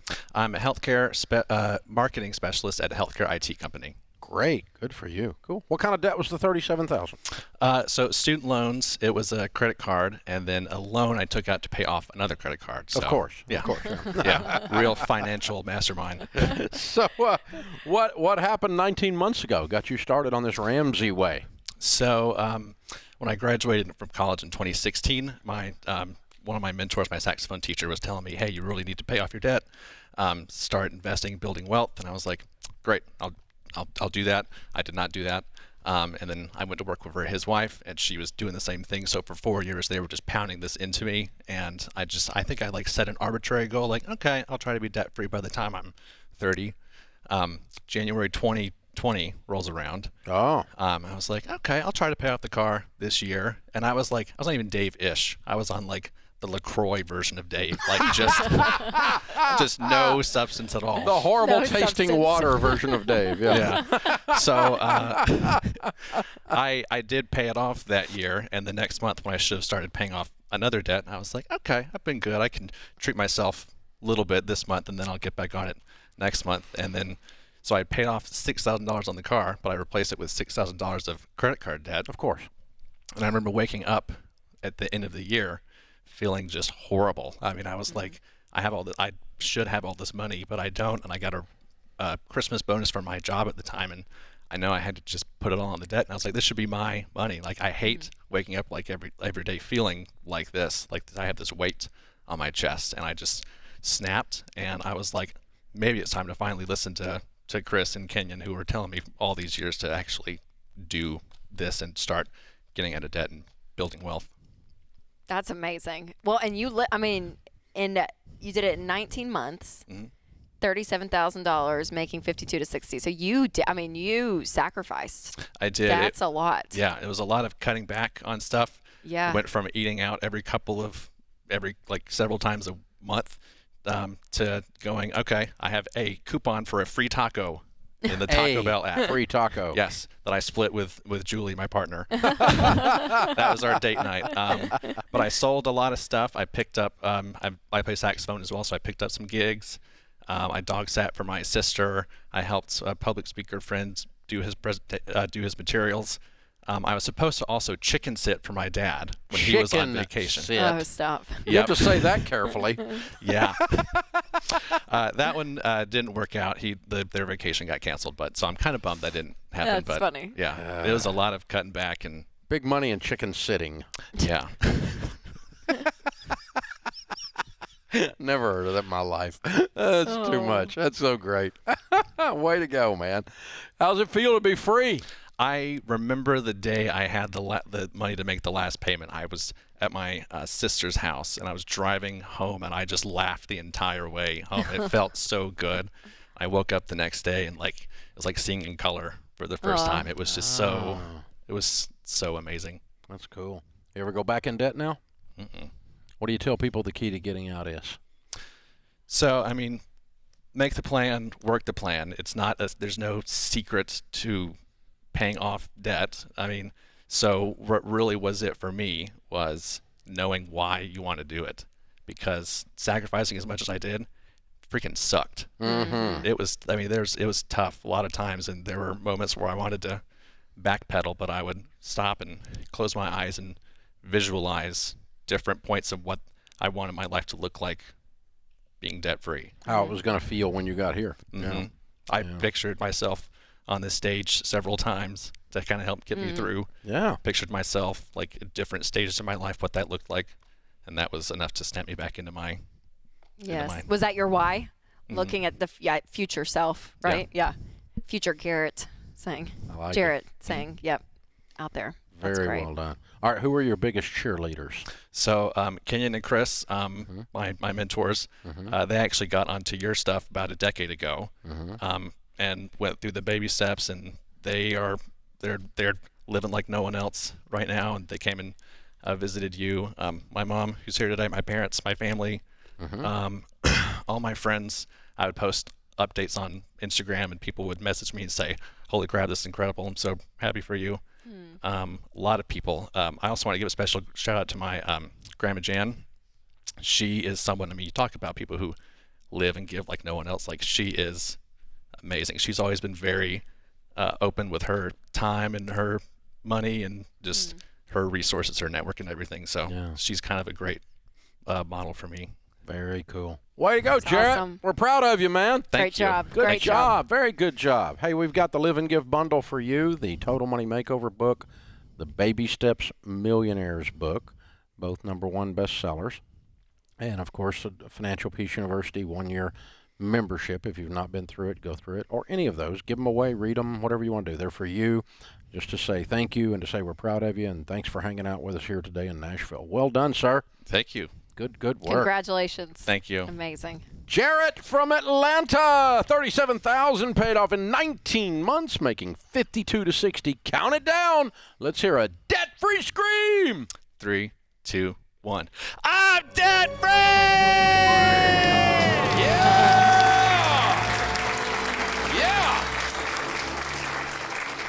I didn't know you could buy one taco. That's awesome. No, it's a coupon. It's a coupon. I know, but I mean. Oh, you're joking. I'm just You're saying, like, yeah. oh. I'm just like, wow, one taco. Yeah. Self-discipline too. He had. I'm telling yes, you, that's in beautiful. That way. Very cool. Love Very it. good stuff. What a great story. What a great young man. Very neat. Open phones at 888-825-5225. Thank you for jumping in, America. We're glad you're with us. Sal is with us in New York City. Hi, Sal. How are you? Hi, Mr. Ramsey. How are you? Better than we deserve. What's up? So I moved to USA about 5 years ago from Pakistan. When I moved here, I had nothing. Like, I literally moved here with like $1,000. And now, I made my way up. I now make about $150,000 a year. Wow. But I took my wife's student debt, whatever you call that. I just don't get that. It's for $23,000, and then I took some advice from broke people, and I bought a car. And my total debt right now is $45,000. I will be paying off that debt very aggressively. I think I should be done with that by the end of 2023. But I feel like I'm really late in the game to building wealth because How old I'm are you? 39 years old. Oh, you're ancient. I don't know how you getting around. I mean, 39. You got a wheelchair yet? You sound like my dad right now, but Sal, you're But- good. I understand. Because if you run the numbers out, you're like, oh my gosh, if I started this at 20, how much further ahead I would be. If I started at 30, I'm at 40. Am I going to? No, there's plenty of time. You got have plenty of time. lots of time, Sal. And Sal, you're only going to be making more, and with no debt, you're going to have more income to throw at investing and to be building wealth. You're going to be totally fine. If you got the curve from $1,000 to $150,000 in 5 years in America, I think you're going to be okay. You're amazing. That is very good to hear from you. Yeah, you're Just amazing. One more question. You're gonna get there, my friend. We No have a hard question about breakout. it. Sorry, Sal. Yeah, absolutely. So Great job, though. we got commercials coming in on us, brother. Sorry about that, but I know you can do it. You're on track. You're doing everything right. Hold on, we're gonna send you a Total Money Makeover book to give you the exact steps.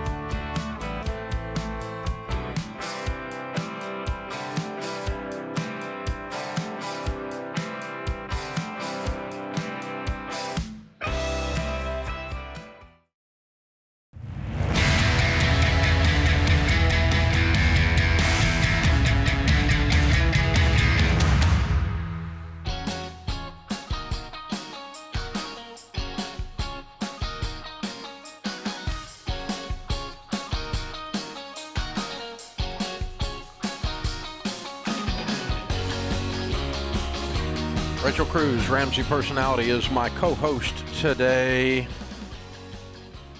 News headline popping up here. The Supreme Court said it will hear arguments in February in a case challenging the Biden administration's student loan debt relief program.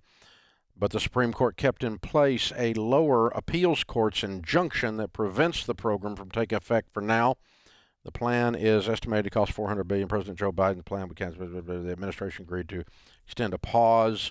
So the Supreme Court has today agreed to hear the lower courts, or the case in the lower court to prevent the student loan forgiveness program from going through the Biden administration. And that's going to happen in February. So there's still 2 more months till it gets there. Yeah, and nothing is going to happen until then. Till then, yep. Yeah, and also, of course, the Biden administration, you guys are aware this is extended to what, May or June, the no interest. So you can go ahead and get your student loan paid off. Really, this is the time to get it paid off. Yeah. And this is going to be drug out for years, because no matter what the Supreme Court rules, it's also going to end up in Congress, because if the Supreme Court rules that that the Biden administration can go ahead, the Republican-controlled Congress is going to pass a bill to stop it.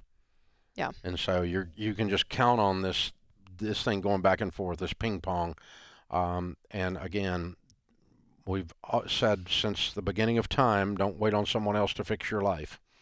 You don't wait on the government, don't wait on the Biden administration, don't wait on the courts, don't wait on the Republicans to fix your life. You need to go fix your life. And that includes you paying off your student loan debt, which is, by the way, your student loan debt, not mine.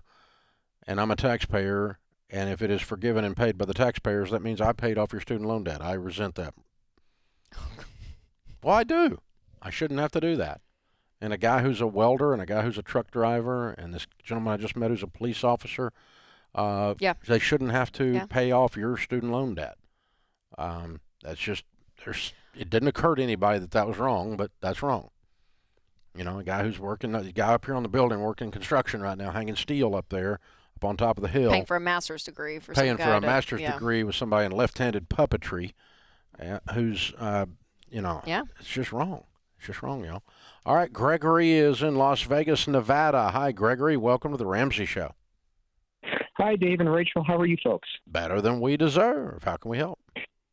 So I just want to say I had the chance to speak with you guys here in Las Vegas a few months ago, and it's a pleasure to speak to you folks again. Well, thank you. How can we help? So here's my situation. I am 29 years old. I'm single, no kids.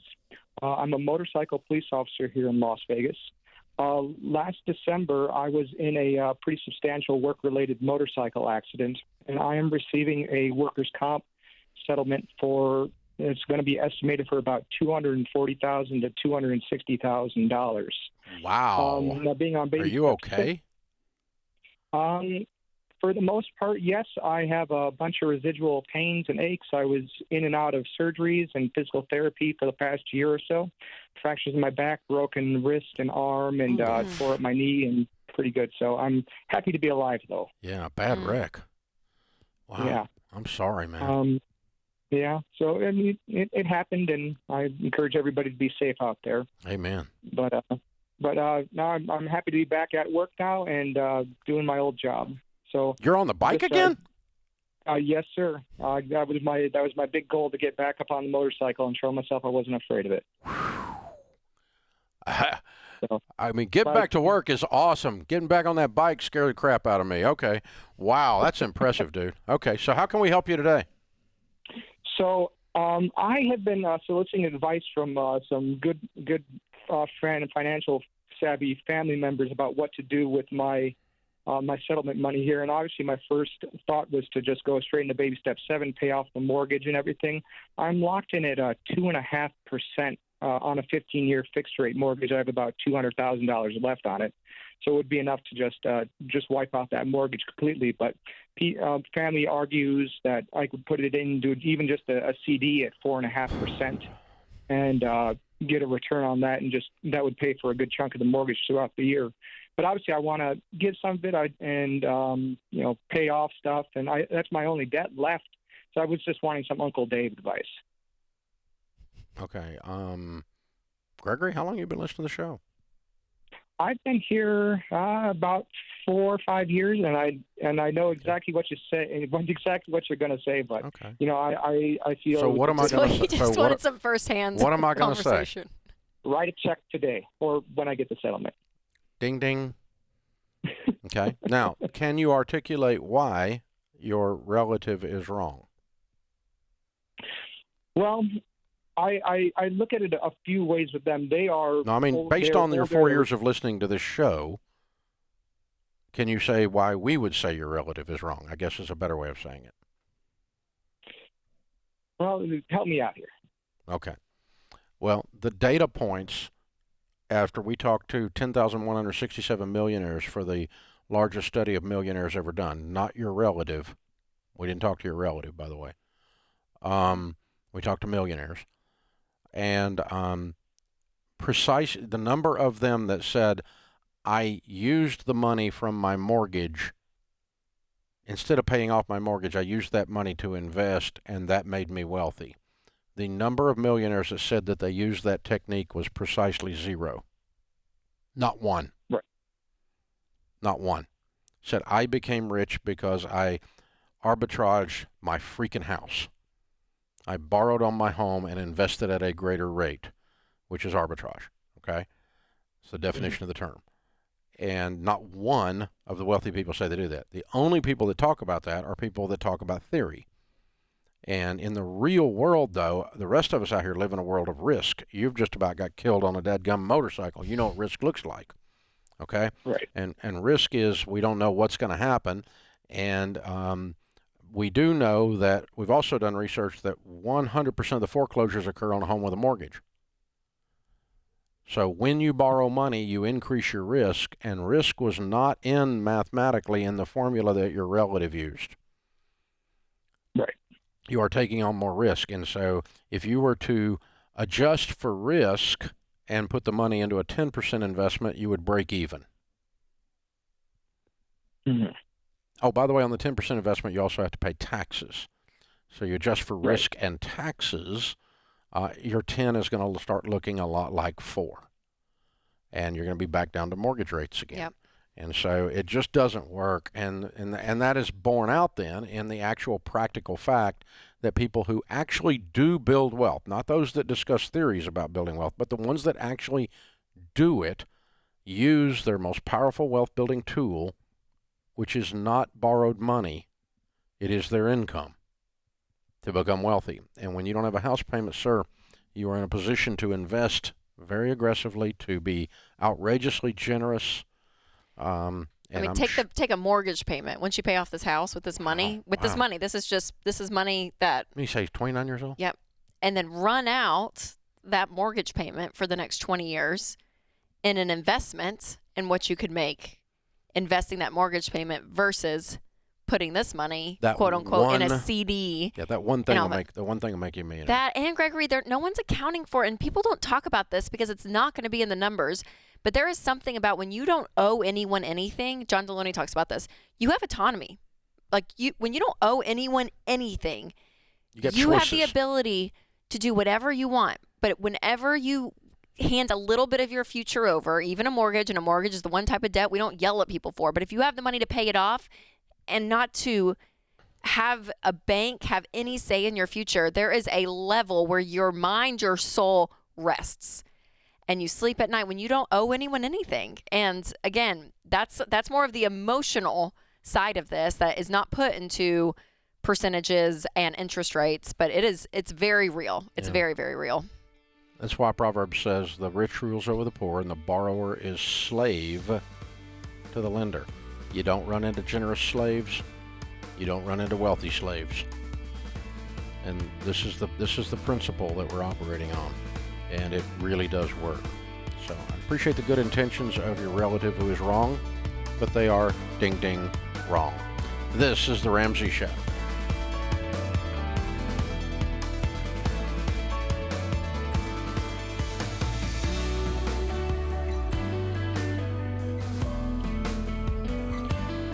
Dave here. You can find all of our shows with the Ramsey Network app on your smartphone. It's the only place to listen to the entire back catalog of episodes. Download the Ramsey Network app in your favorite app store today.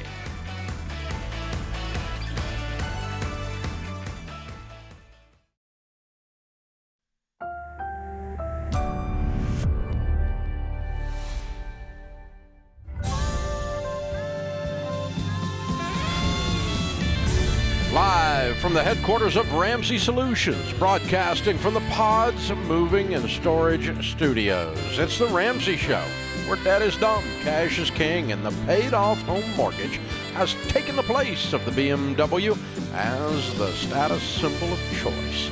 I am Dave Ramsey, your host. Rachel Cruz, #1 best-selling author many times over. Ramsey personality, my daughter, is my co-host today. As we answer your questions about your life and your money, we help people build wealth, do work that they love, and create amazing relationships. Sam is with us. Sam is in Salt Lake City. Hi, Sam. How are you? Better than I deserve, Dave. How are you? Just the same, sir. What's up? Hey, so I'm on baby step 2. I'm getting out of debt, and with that came a promotion in my job. And with that promotion, they gave me a vehicle for personal conveyance. And they say that that vehicle will cost the company about $11,000 a year. So I was wondering what your thoughts are on if I give the vehicle back and then just ask for that $11,000 in the form of a raise. Okay. Well, I take it you have another car. Yeah. All right. And what do you make? This year I'm on track to make about $80,000. Cool. What do you do? I'm a heavy equipment mechanic. Okay. So this is a truck? Yeah, I have my work truck that I'm in right now, and then they're giving me this just to get to the shop in the morning and then to drive back home, because this truck is outrageous to be driving an hour and a half in fuel every day. Okay. To and from Oh, the so shop. there's a big commute. Yeah. That you have. Okay. Yeah, I drive about an hour each way. To get to work, to pick up your work truck? Yeah. Okay. Surprised they didn't just let you take your work truck. Is it super expensive to operate? It's about 3 miles per gallon. Oh, good And with Lord. diesel Okay. being about $6 a gallon here, it's, Okay. So you make $80,000. You're on the road all the time, but not with this truck. Yeah. But you have an hour commute. How many miles is it to your office from your home? It's about 65 miles.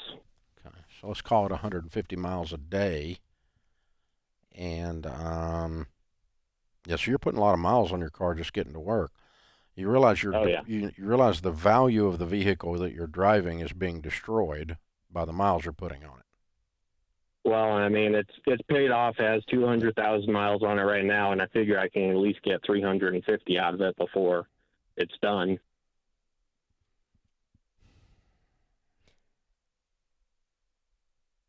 Okay.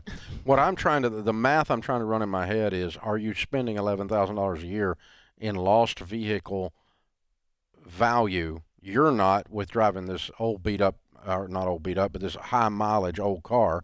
You're not, because that car's not got a lot of value to start with. But if you're taking a $11,000 value or $20,000 value car, you're cutting the value on it substantially every year just with your commute because of the miles you're putting on it. Does that make sense? Yeah, and I mean, I bought this car for $5,000. I know. But I'm just saying, if you were driving a $20,000 car, it changes the equation. That's what that. Oh, so I'm yeah, trying to run the math in my head here. You're not really saving anything on depreciation. The gas is more expensive in the truck. Are they furnishing you gas? Yes. Dude, you can't. I mean, you're burning a bunch of gas. Yeah. You need to add up what you need to add up what the gas is worth. Yeah, I did that actually the other day. Okay. And the truck is about $260 a week that they'd have to pay for fuel. And then my cost for fuel is about $111 a week. Okay, so half. Yeah. All right. And where the car's not worth much right now, I just figured it would You're save not the company depreciating money. it much, yeah. So it's the switch and that. If your car lays down, you're a mechanic, you'll get it back up. Oh yeah. So $100 a week, $5,000 a year for a raise of $11,000 a year. Well, I wouldn't just turn it in. The only way I would turn it in is if you got $11,000. Yeah, and that's why I wanted to get your guys' thought, because when you divide that up hourly, you're not picking up much money. You're picking up $300 or $400 a month by driving your car versus driving their truck and them furnishing the gas. So you're not picking up tons of money here with an $11,000 raise and not having the truck. But how many times last year did your car lay down on you? 0. I mean, I keep up on preventive maintenance. I always have good tires on it. You don't have any trouble with weather in Salt Lake then? No, it's all highway miles, so it's all just they keep the freeway clear, and I know how to drive. Yeah. I mean, I get exactly where you are. If we added in a different situation with a more expensive vehicle and some other things, it really wouldn't make sense. It would make more sense to keep the truck for $11,000. Usually, it's more than that. I'm not sure they're going to give you $11,000 instead of the truck because they probably already owned the truck. No, this is a brand new truck that they're still making payments on. That they bought for you. Yeah. Yeah. And they have to sell it and give you $11,000. Or pass it on to the next person in line for a truck. Yeah. Okay. How big a company? This is so interesting. We got like 20 some odd vehicles, like light duty pickups on the road, and then we have a bunch of heavy equipment and a couple semis and dump trucks and stuff like that. Okay. All right. Interesting. Well, I don't know if they're going to do it because I think their mindset is they want you in a reliable vehicle, and they see this as having blessed you. You need to be very careful with your tone and your language that you come off as very grateful for the truck. I'm really grateful for it. I think I can come out a little bit better if you paid me $11,000 a year instead, and I would rather have that. Would you consider that? I'm grateful, though, either way. Be careful. That's the way it needs to sound, okay? It doesn't need to sound like, hey, man, rather not have the truck. That sounds like after I just handed you keys to a new truck, that sounds kind of ungrateful. Yeah. So, think like if you were on the other side of this desk, how you would feel, right? Yeah. And that'll help you form your sentences on bringing this up. But The cadence, yeah, the attitude. I don't think it's the end of the world either way. Neither one of these decisions are going to make you rich or poor. But it's an interesting discussion to talk through, because company cars, when they take away the company car and give you a car allowance, you almost always lose. Yeah. In that scenario. And most of you out there. And because they're usually running your butt over the road in that company car. In this case, it's just your commute. So it's a lot of different variables in this case. This is the Ramsey Show.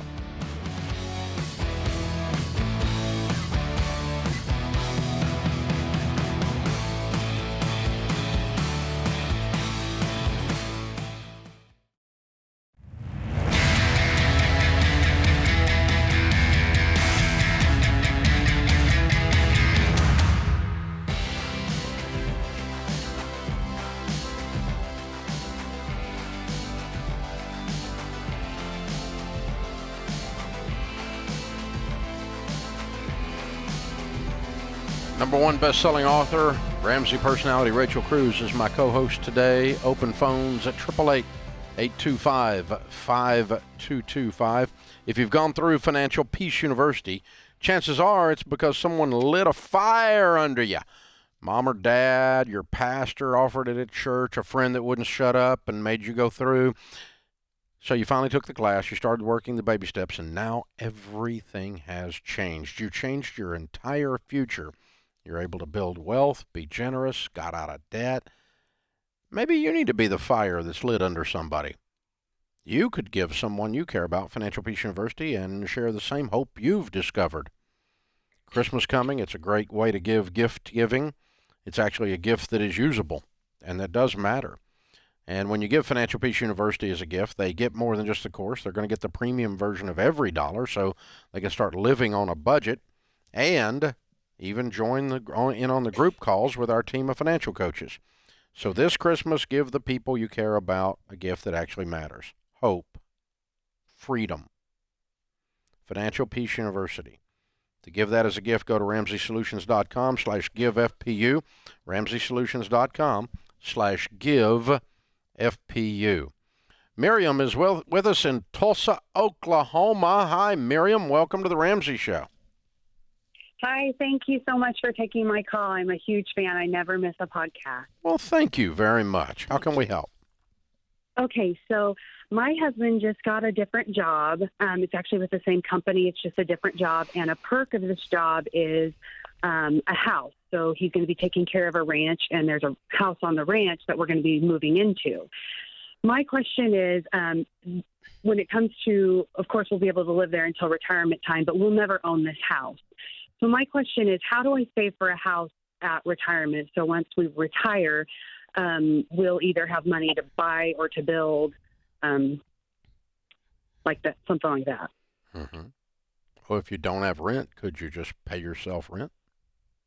Yeah. So like a quarter of our take-home pay would be about $1,500. So I'm planning on doing something with that $1,500. I just don't know where to put it to make the best investment for us, but with the intentions of it going to a house. So I want to be able to get to it.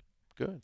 For sure. I would just sit down with a SmartVestor Pro and pick out some mutual funds and have that $1,500 automatically drafted out of your checking account going into an investment every month. Okay. And then I would just nickname that mutual fund House Fund. Okay, awesome. That sounds great. Yeah. And I have another question if you have time. Okay. Okay, so obviously once we sell our house and move into this new house, we're going to be on baby steps 4, 5, and 6. And my question is college. So my son is almost 12.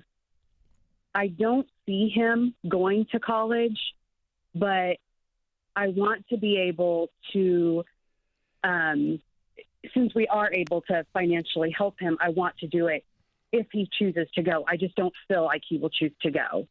So I guess my question is, the way I understand a 529 is it has to be used for college. And I know you can use it for nieces and nephews, but he's the youngest. And so I guess my question would be, is there somewhere that I can like put money back for that? Would it be the same kind of thing, like a mutual fund? Yeah, if I didn't want to do a just stick it 529? in. Just stick it in an investment in your name, and then if you choose to give some of your money to your son at that point, the only difference is that investment's taxable, and in a 529 in a 529 it's growing tax free. Right.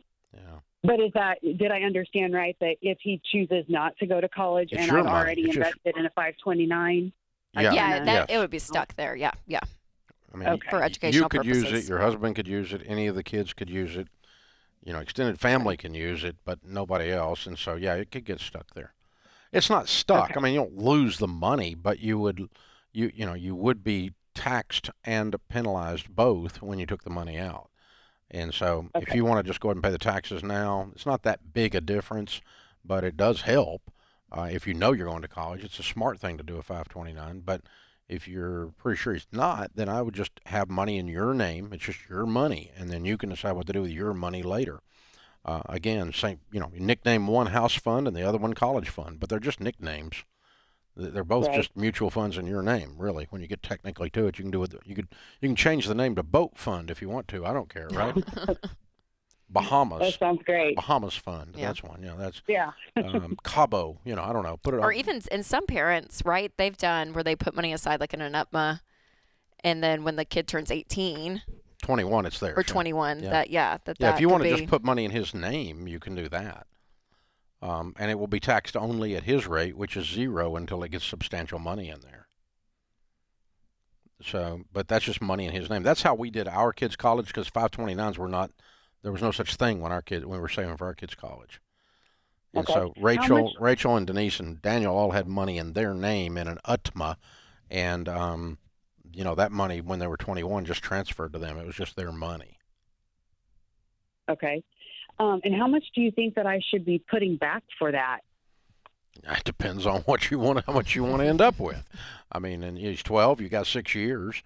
So, I mean, and I would kind of, if you're not going to do the college fund, I would still save as if you were, and almost kind of just follow that plan and say, okay, how much would it be if he was going to go to just a 4-year state school, and just like kind of let that be the range, because if not, and he doesn't go, that money could still be used for him to further any type of training, trade school. He could use that to go forward in his future, even if it's not just a traditional school.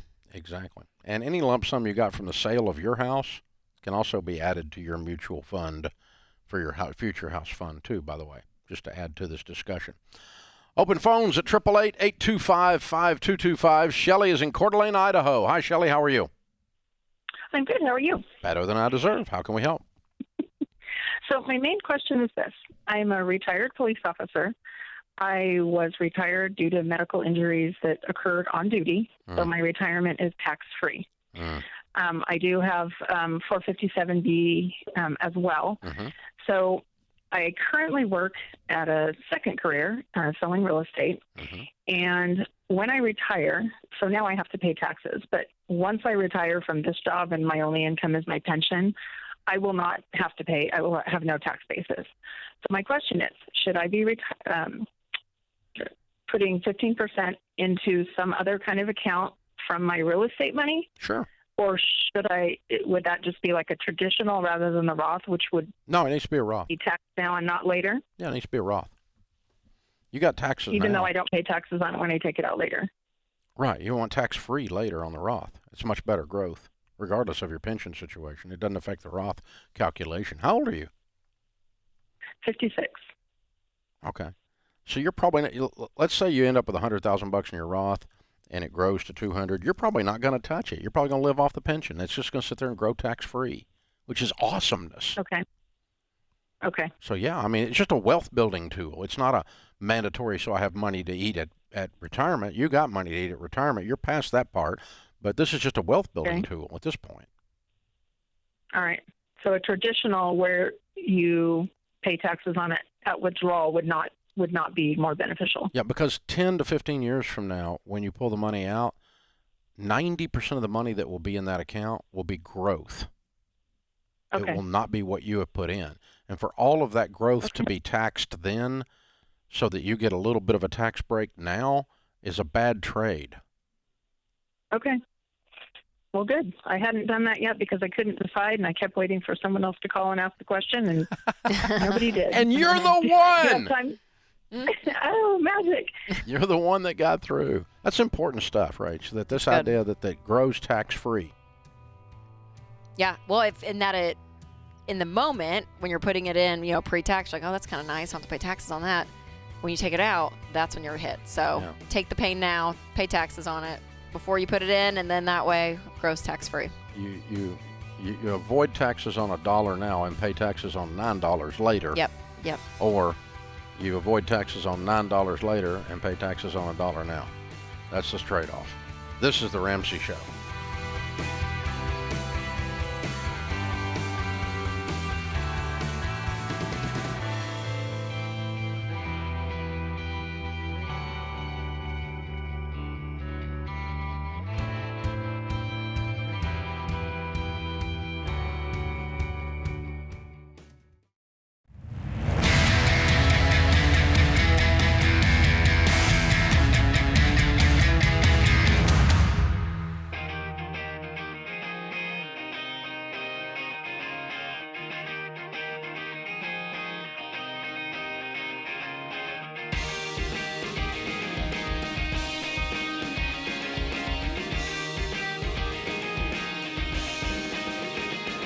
Rachel Cruz, Ramsey Personality, is my co-host today. Thank you for joining us, America. We are so glad you are here. In the lobby of Ramsey Solutions on the debt-free stage, Thomas and Emily are with us. Welcome, guys. Hey, Dave. Hey, thank you. Good to have you. Where do y'all live? Jacksonville, Florida. Very cool. Well, welcome all the way to Nashville to do a debt-free scream. How much have you paid off? So we ended up paying $220,525. Whoa. Love it. And how long did this take? That actually ended up taking 2 years, 5 months, and 1 week. All right. And your range of income during that 2 years, 5 months, and 1 week? Yeah. So that went from $125,000 going up to $220,000, and just about at this point we're about $200,000. Wow. What do you guys do for a living? I am actually a real estate agent. Mm-hmm. And I do, I lease mobile offices. So anytime you see a construction site kind of start up, that's something I end up doing. Cool. Awesome. Cool. Very good. Good for you guys. Well, both good businesses for sure. Excellent. Well done. What kind of debt was your $221,000? It was our mortgage. Yeah. So. Looking at weird people. Yes. I love it. Off the house. Yes. Look at you two. What's the house worth? Probably about $400. I love it. How much you guys got in retirement? I don't know, like 200. Yeah, good. Way to go. So you're most of the way to being millionaires already. I hope so. That's We're so pretty close. cool. How old are y'all? I am 30. And I'm 36. I love it. Guys. Wow. Not even 40 years old in a paid-for house worth $400,000. How in the world does that feel? Oh my gosh, we wake up every morning just so grateful that we own the entire house, the bedroom, the kitchen. We just counted down the rooms like, okay, now we own this room. Now we own this room. So the good. biggest excitement was getting the lawn. That was the one I enjoyed the most. The last piece. Oh yeah, we got the dirt, or in the case of Jacksonville, the sand. So I got to ask you guys, because you paid off your house. We've had a few calls this show, people that are like, okay, we have the money to pay off our house, but I feel like I should invest it and make more money and stretch out the more. They're rationalizing it with math. Just tell America, if you could go back, would you keep the cash and just put it in a good investment, or would you still pay off the house? Tell me about the feelings that you have around this. Paid off. Oh Paid yeah, off. without a shadow of a doubt, you pay off the house. Yeah. Knowing that there's nobody that you owe $1 to is a big win. Oh my God, there's no feeling like, I don't care if we had $100,000 more in retirement. It feels way better to own the house. Oh, so good. Yeah. I love it. Just the weight is off. Yes. Completely free. Yes. Completely free. Congratulations, you guys. It's huge. Thank you. Huge. So well done. Oh. So very well done. Congratulations. So 2 years, and how long have you been married? 4.5 years. Yeah. Okay. So 18 months, 24 months into your marriage, something woke you up. What was the wake-up call? My wife. Yes. Emily. Yeah, it was about actually about this time in 2018. We visited you at your old place, and we said we're going to be back. We'll be back when the house is paid off, and we closed on the house in February of 2020. And Right in time for a quarantine. Oh yeah, literally the week before everything shut down, we signed the papers. Oh my gosh. And I said, well, we can't be liars to Dave, so we just started paying it off as fast as we possibly could. We know that most people pay it off. We got a 15-year mortgage, and you always say pay it off in 7. We're like, we can beat that. And so we were like, okay, let's do 3.5 years. We're like, we can beat that. And then it was 3 years, and we ended up doing in just under 2.5 years. Yeah, and then you look out there, and all that's left's the lawn. Yeah. We can do this. We can buy that. Absolutely. I'll buy Amazing. that. I'll buy Park Place. I like it. Exactly. Okay, so was it hard? What was the 2.5 years like for you guys? It was kind of tough. It Yeah. was a lot of, we can't do this, we can't do that. It was a lot of limiting ourselves, but we just kept our eye on the prize, and we knew as soon as we made that last mortgage payment, we can do whatever we wanted, and he can have as many coffees as he wanted. Giving up coffees was hard, but it's totally worth it. Yeah. Great job. So what do you tell people the key is to getting out of debt? Yeah, so I would say the biggest thing is to set a plan, a goal, and do everything to achieve that. I mean, because at the end of the day, if you start veering off from that goal, it really does extend the time. And what we ended up realizing was, as we continued to push towards that, it went from, as Emily said, 15 to 5 years to even less than that. To 3 years. To 2.5. Yeah, exactly. Just start. You just have to start. You can't put it off. You just say, this is what we're doing. This is our plan. We're starting, and nothing's going to get in our way. I remember the sensation that it's weird that the closer you get, the more you realize this is really going to happen, and the more intense you get. The deeper you sacrifice. It's like you get weirder, with your sacrifices as you get closer, because you're like, I want to get this done. Yeah. It's like gamified, Yes. Whenever we were going to make the last payment, I called Tom at work. I'm like, can I just pay it off? Like, can I just make the last payment? And I'm like, I can't wait until you get home even. I just want to do it. And so I called the bank. I'm like, whatever it is, pay it off. Do it now. And we paid it off. And I called him up. I said, we own it. It's ours. Just like that. Just like that. Yep. So what's the first big thing you're going to do now that you're rich? We actually have kind of a celebratory vacation plan for our 5-year anniversary. So we're going to do that. What is that? Where are you going? Cancun. We're going to go to Cancun. Oh, I like it. Nice. That's Dave fun. loves Mexico. Yeah, he really does. We love it. So we'll be there next summer. And then we're going to buy some investment properties, hopefully, and just make sure we're set up for life and be able to live and give even after we're not here anymore. We want to make sure that our legacy lives on and we're able to give to other people. Wow. You guys are amazing. Incredible. I'm so proud of you. Thank Okay, you. now that you got weirder and weirder, as we said, as you get towards the goal, people make fun of you? Anybody look at you, give you the side eye? Yeah. Yeah. Yep, absolutely. There have been some that question, hey, why do you feel the need to do that? And I mean, especially as you kind of referenced how young we are, it really was that ask of saying, hey, you're going to understand when we have the ability to retire at an early age. So that's kind of the next goal, at least the way I'm viewing it. Yeah, totally. Yes. Well, that's the great thing is it just gives you options. When you have that freedom, you have the ability to save and invest and do things faster, earlier, all of it, because you have your income. Yep. You have your income. You have can no do more whatever payment. we want. Yeah, that's awesome, you guys. Very cool. Well done. Well done, well done, well done. Who are your biggest cheerleaders? Probably I have to give a huge shout out to my sister, Lindsay, and her husband, Wesley. They are huge fans of yours. They, she got me started on it.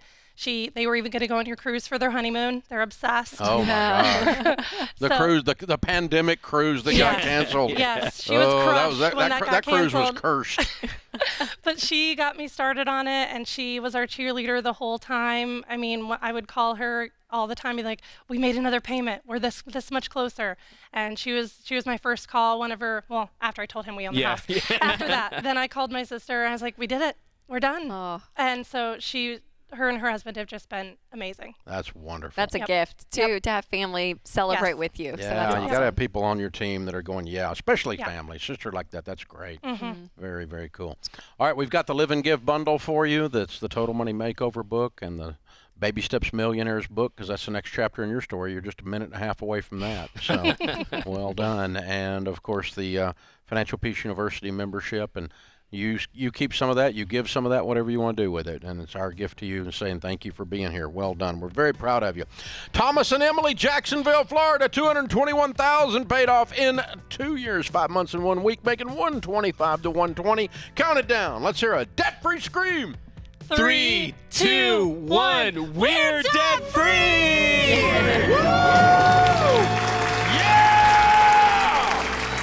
That's how it's done. Woo! Man, 30 years old, 36 years old, paid for $400,000 house in Jacksonville, Florida. Amazing. Mic drop. This is the Ramsey Show.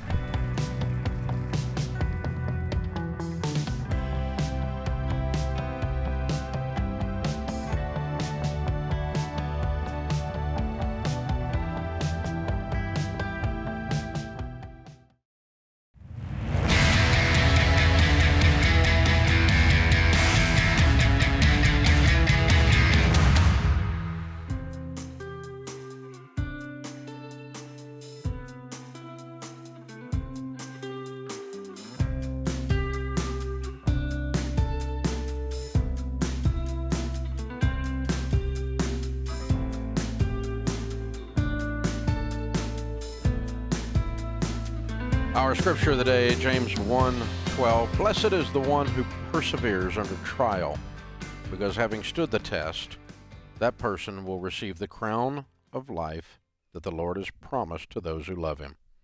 Celine Dion said, life imposes things on you that you can't control, but you still have the choice of how you're going to live through this. Thanks for a Celine Dion quote. Wow, look at the drama in that quote. Wow. It's a great quote. Open phones at 888-825-5225. Daniel is with us in San Jose, California. Hi, Daniel. What's up? Hey, Dave. How's your day going? Better than we deserve, sir. How can we help? Yeah, so my wife and I got married earlier this year. Congratulations. And I work at a church. Thank you. I work at a church, and she has her own hair salon company. And we live in California, and it is crazy here financially. We live in a 2-bedroom apartment. It costs us $2,000 a month. And my question is a two-parter. First is we'd love to start a family, but we don't know when the right time is for that financially to grow a family. And two, we're actually looking to move to Tennessee because of that. So first question, when's the right time for us to start a family? And two, should we move to Tennessee or move to another state if we can't handle it financially? Well, I'll say number 2, there's a lot of California people here in Nashville these days that we're meeting and that are my neighbors. We have entire California refugee camps in Tennessee. So no, people do move for the, exactly what you're talking about though, for the financial reasons, to have a better quality of life, because you just mathematically get more other places than you can where real estate and everything's more expensive. So naturally, you're going to financially it's going to be. It's not just California, dude. You're in freaking San Jose. My God. I mean, that's like some of the most expensive real estate on the planet. So, you picked out the most expensive place to live other than maybe Manhattan. In San Francisco. Well, this is San Jose. I mean, So how close is San Jose? Silicon Valley. So there you go. Oh, okay. Yeah. All right. So, wow. Part of San Francisco is what I was thinking. But number 1, I mean, honestly, we don't tell people that you have to be debt-free or fill in the blank to get married, to have kids. I mean, you still are going to live your life. Obviously, things are a little bit, you breathe easier if you have money saved. I mean, these simple things, but we don't have a hard and fast rule of, are you financially ready to have a kid or not? I mean, if that's what you guys want to do and start a family, then I would start one. But just knowing that, the more financially secure you guys are, meaning you don't have debts, you have money saved in the bank, all of that. It's just going to make that transition less stressful if money isn't a huge play in it. Yeah, there's only one choice that you've got that's better than the choice you made to marry her, and that's babies. Babies are awesome. Amen. Get babies. They're awesome. Okay, it's that simple. All right. And now the question is then, how do you do that in a way that doesn't just completely freak you guys out? Well, you've got to do a little bit of thinking about the money. Yeah. But there's not a thing that says, you have to have this and this and this before you can afford to have children. Well, that's crap. They're not that expensive. They do cost. I mean, but it's not. People act like it's $200,000 or something. It's some diapers and some formula, and you have to pay the pediatrician's Porsche payment. That's it. I mean, but then when you say the pediatrician's Porsche payment, but if Daniel, if your wife works though, you think about childcare. I mean, there's some. I mean, you got to think through your life, so that naturally is going to be more expenses. But if you're going to move to another state, and you're going to have a kid, in the next 12 months, then you need to decide which one to do first. I wouldn't try to do both at the same time. They're both going to cost you, $2,000 to $5,000 to make a move, $2,000 to $5,000 to depend on. I mean, if you do a cheap move and you throw some stuff in a U-Haul, is there still any U-Hauls left in California? But if there's any left, you could get on that and take it out of there or get you a Pods, right? And Pods people, our sponsor will help you and get moved anyway. But it's not super duper killer expensive. And neither is a child if you've got health insurance. And so, but I wouldn't want to do both in the same. Number one, you don't want to move with a pregnant lady. That's a bad idea. Okay, so let's think about that. And then on number two, let's think. Well, it's not fair to her. I mean, you got enough to do. So we moved 3 weeks after I had a baby, and I was able to sit on the couch, hold a baby, and just tell everyone what to do. So that was actually tell a great everyone plan. where to go. That's exactly what happened. Yeah. I just had a baby 3 weeks ago. No, those are just big life changes, Daniel. They're just big life changes that naturally are going to cause stress. You're just naturally going to be a little bit more on edge. When given a choice, I wouldn't do them all at once. Yeah. Yeah. Yeah. So, I mean, I would do one and then the other. And How long have you guys been married, Daniel? He just got married the first year. Yeah, about 9 months. Okay. And it's been the best 9 months ever. Oh, Daniel, you're so sweet. He's a good guy. So nice. You're going to be great. Levi's with us in Tulsa, Oklahoma. Hi, Levi. What's up? Hey, how you doing? Appreciate your time. Sure. How can we help? Yeah, my biggest question is basically how long is too long for staying house poor? Okay, give us some more details, Levi. Okay. What's your situation? I make about $60,000 a year as a mail carrier, and my wife just recently, we had a baby about 10 months ago. Oh, congratulations. And we have been able to put him in childcare with my family, so we haven't had to spend any money on that for now, but my wife has decided she wants to stay home and spend more time with the baby, and so that's cut her $60,000 salary completely out of our equation. And we have a $1,300 a month payment for our house.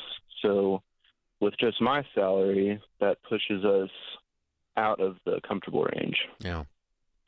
Well, and what I don't want to do is sign up for indefinite. So indefinite sounds like she's going to stay at home and you're going to be a mail carrier making $60K. You're stuck. This is not sustainable because you don't have an exit plan from house poor. If you've got a plan, you got a plan and you hold your breath, meaning you're going to do something, go double your income in the next 2 years or 3 years, then we can hold our breath and get through that, right? Right. But 10 years from now, you don't want to be signed up for this exact same trip. No. Biggest problem is I really like my job. It's going to increase, but federal government, it's not going to increase by what I need. Not much. Soon. No, I mean your income went from 120 to 60. Yeah, your income went from 120 to 60. We have to have a path to get it back to 100, or we've got to have a different house. Yeah, and even in Tulsa, Oklahoma, we would be either renting in a dumpy part of town or buying in a dangerous part of town, and not really wanting to do either one of those. It's I hate to be the kind of guy that's like, hey, we really need you to go work somewhere. I don't want to take Look, this it's a away choice. from her. If she wants to be home, it's not going to be in that house, or you're going to change careers. Okay. The math just isn't there. Yeah. Okay. And No, so I know the I math don't isn't care there, which and I don't care personally which one you do, but one of you is going to make some different choices about your career, you or her, Yeah. or we're not going to live in this house. That's the thing. Yep. And so it's not how Yeah. And then if you tell me, hey, I'm going to do this thing, I'm going to ramp up and go. I'm going to go to code school, and I'm going to go make $150,000 a year doing Ruby on Rails coding. Okay, and that's going to take me 2 years. Okay, we can hold our breath 3 years. I can do that. All right. Mm-hmm. But and Levi, and this is a values conversation for you guys, for you and your wife to talk through, because in order for her to stay home, which is great, be very delicate, P.S., when you're talking to her. She has a baby less than a year, and she wants to be with the baby, okay? So be very delicate when you're communicating with her. But like if that is worth it to y'all, then living in a smaller house is worth it. It's a value system of your family, but it's going to have to sacrifice, and you guys can do that. It might be further out of town. Yeah. Is the way that works. That's right. That's right. Yeah, something like that. That puts this hour of the Ramsey Show in the books. We'll be back with you before you know it. In the meantime, remember, there's ultimately only one way to financial peace, and that's to walk daily with the Prince of Peace, Christ Jesus.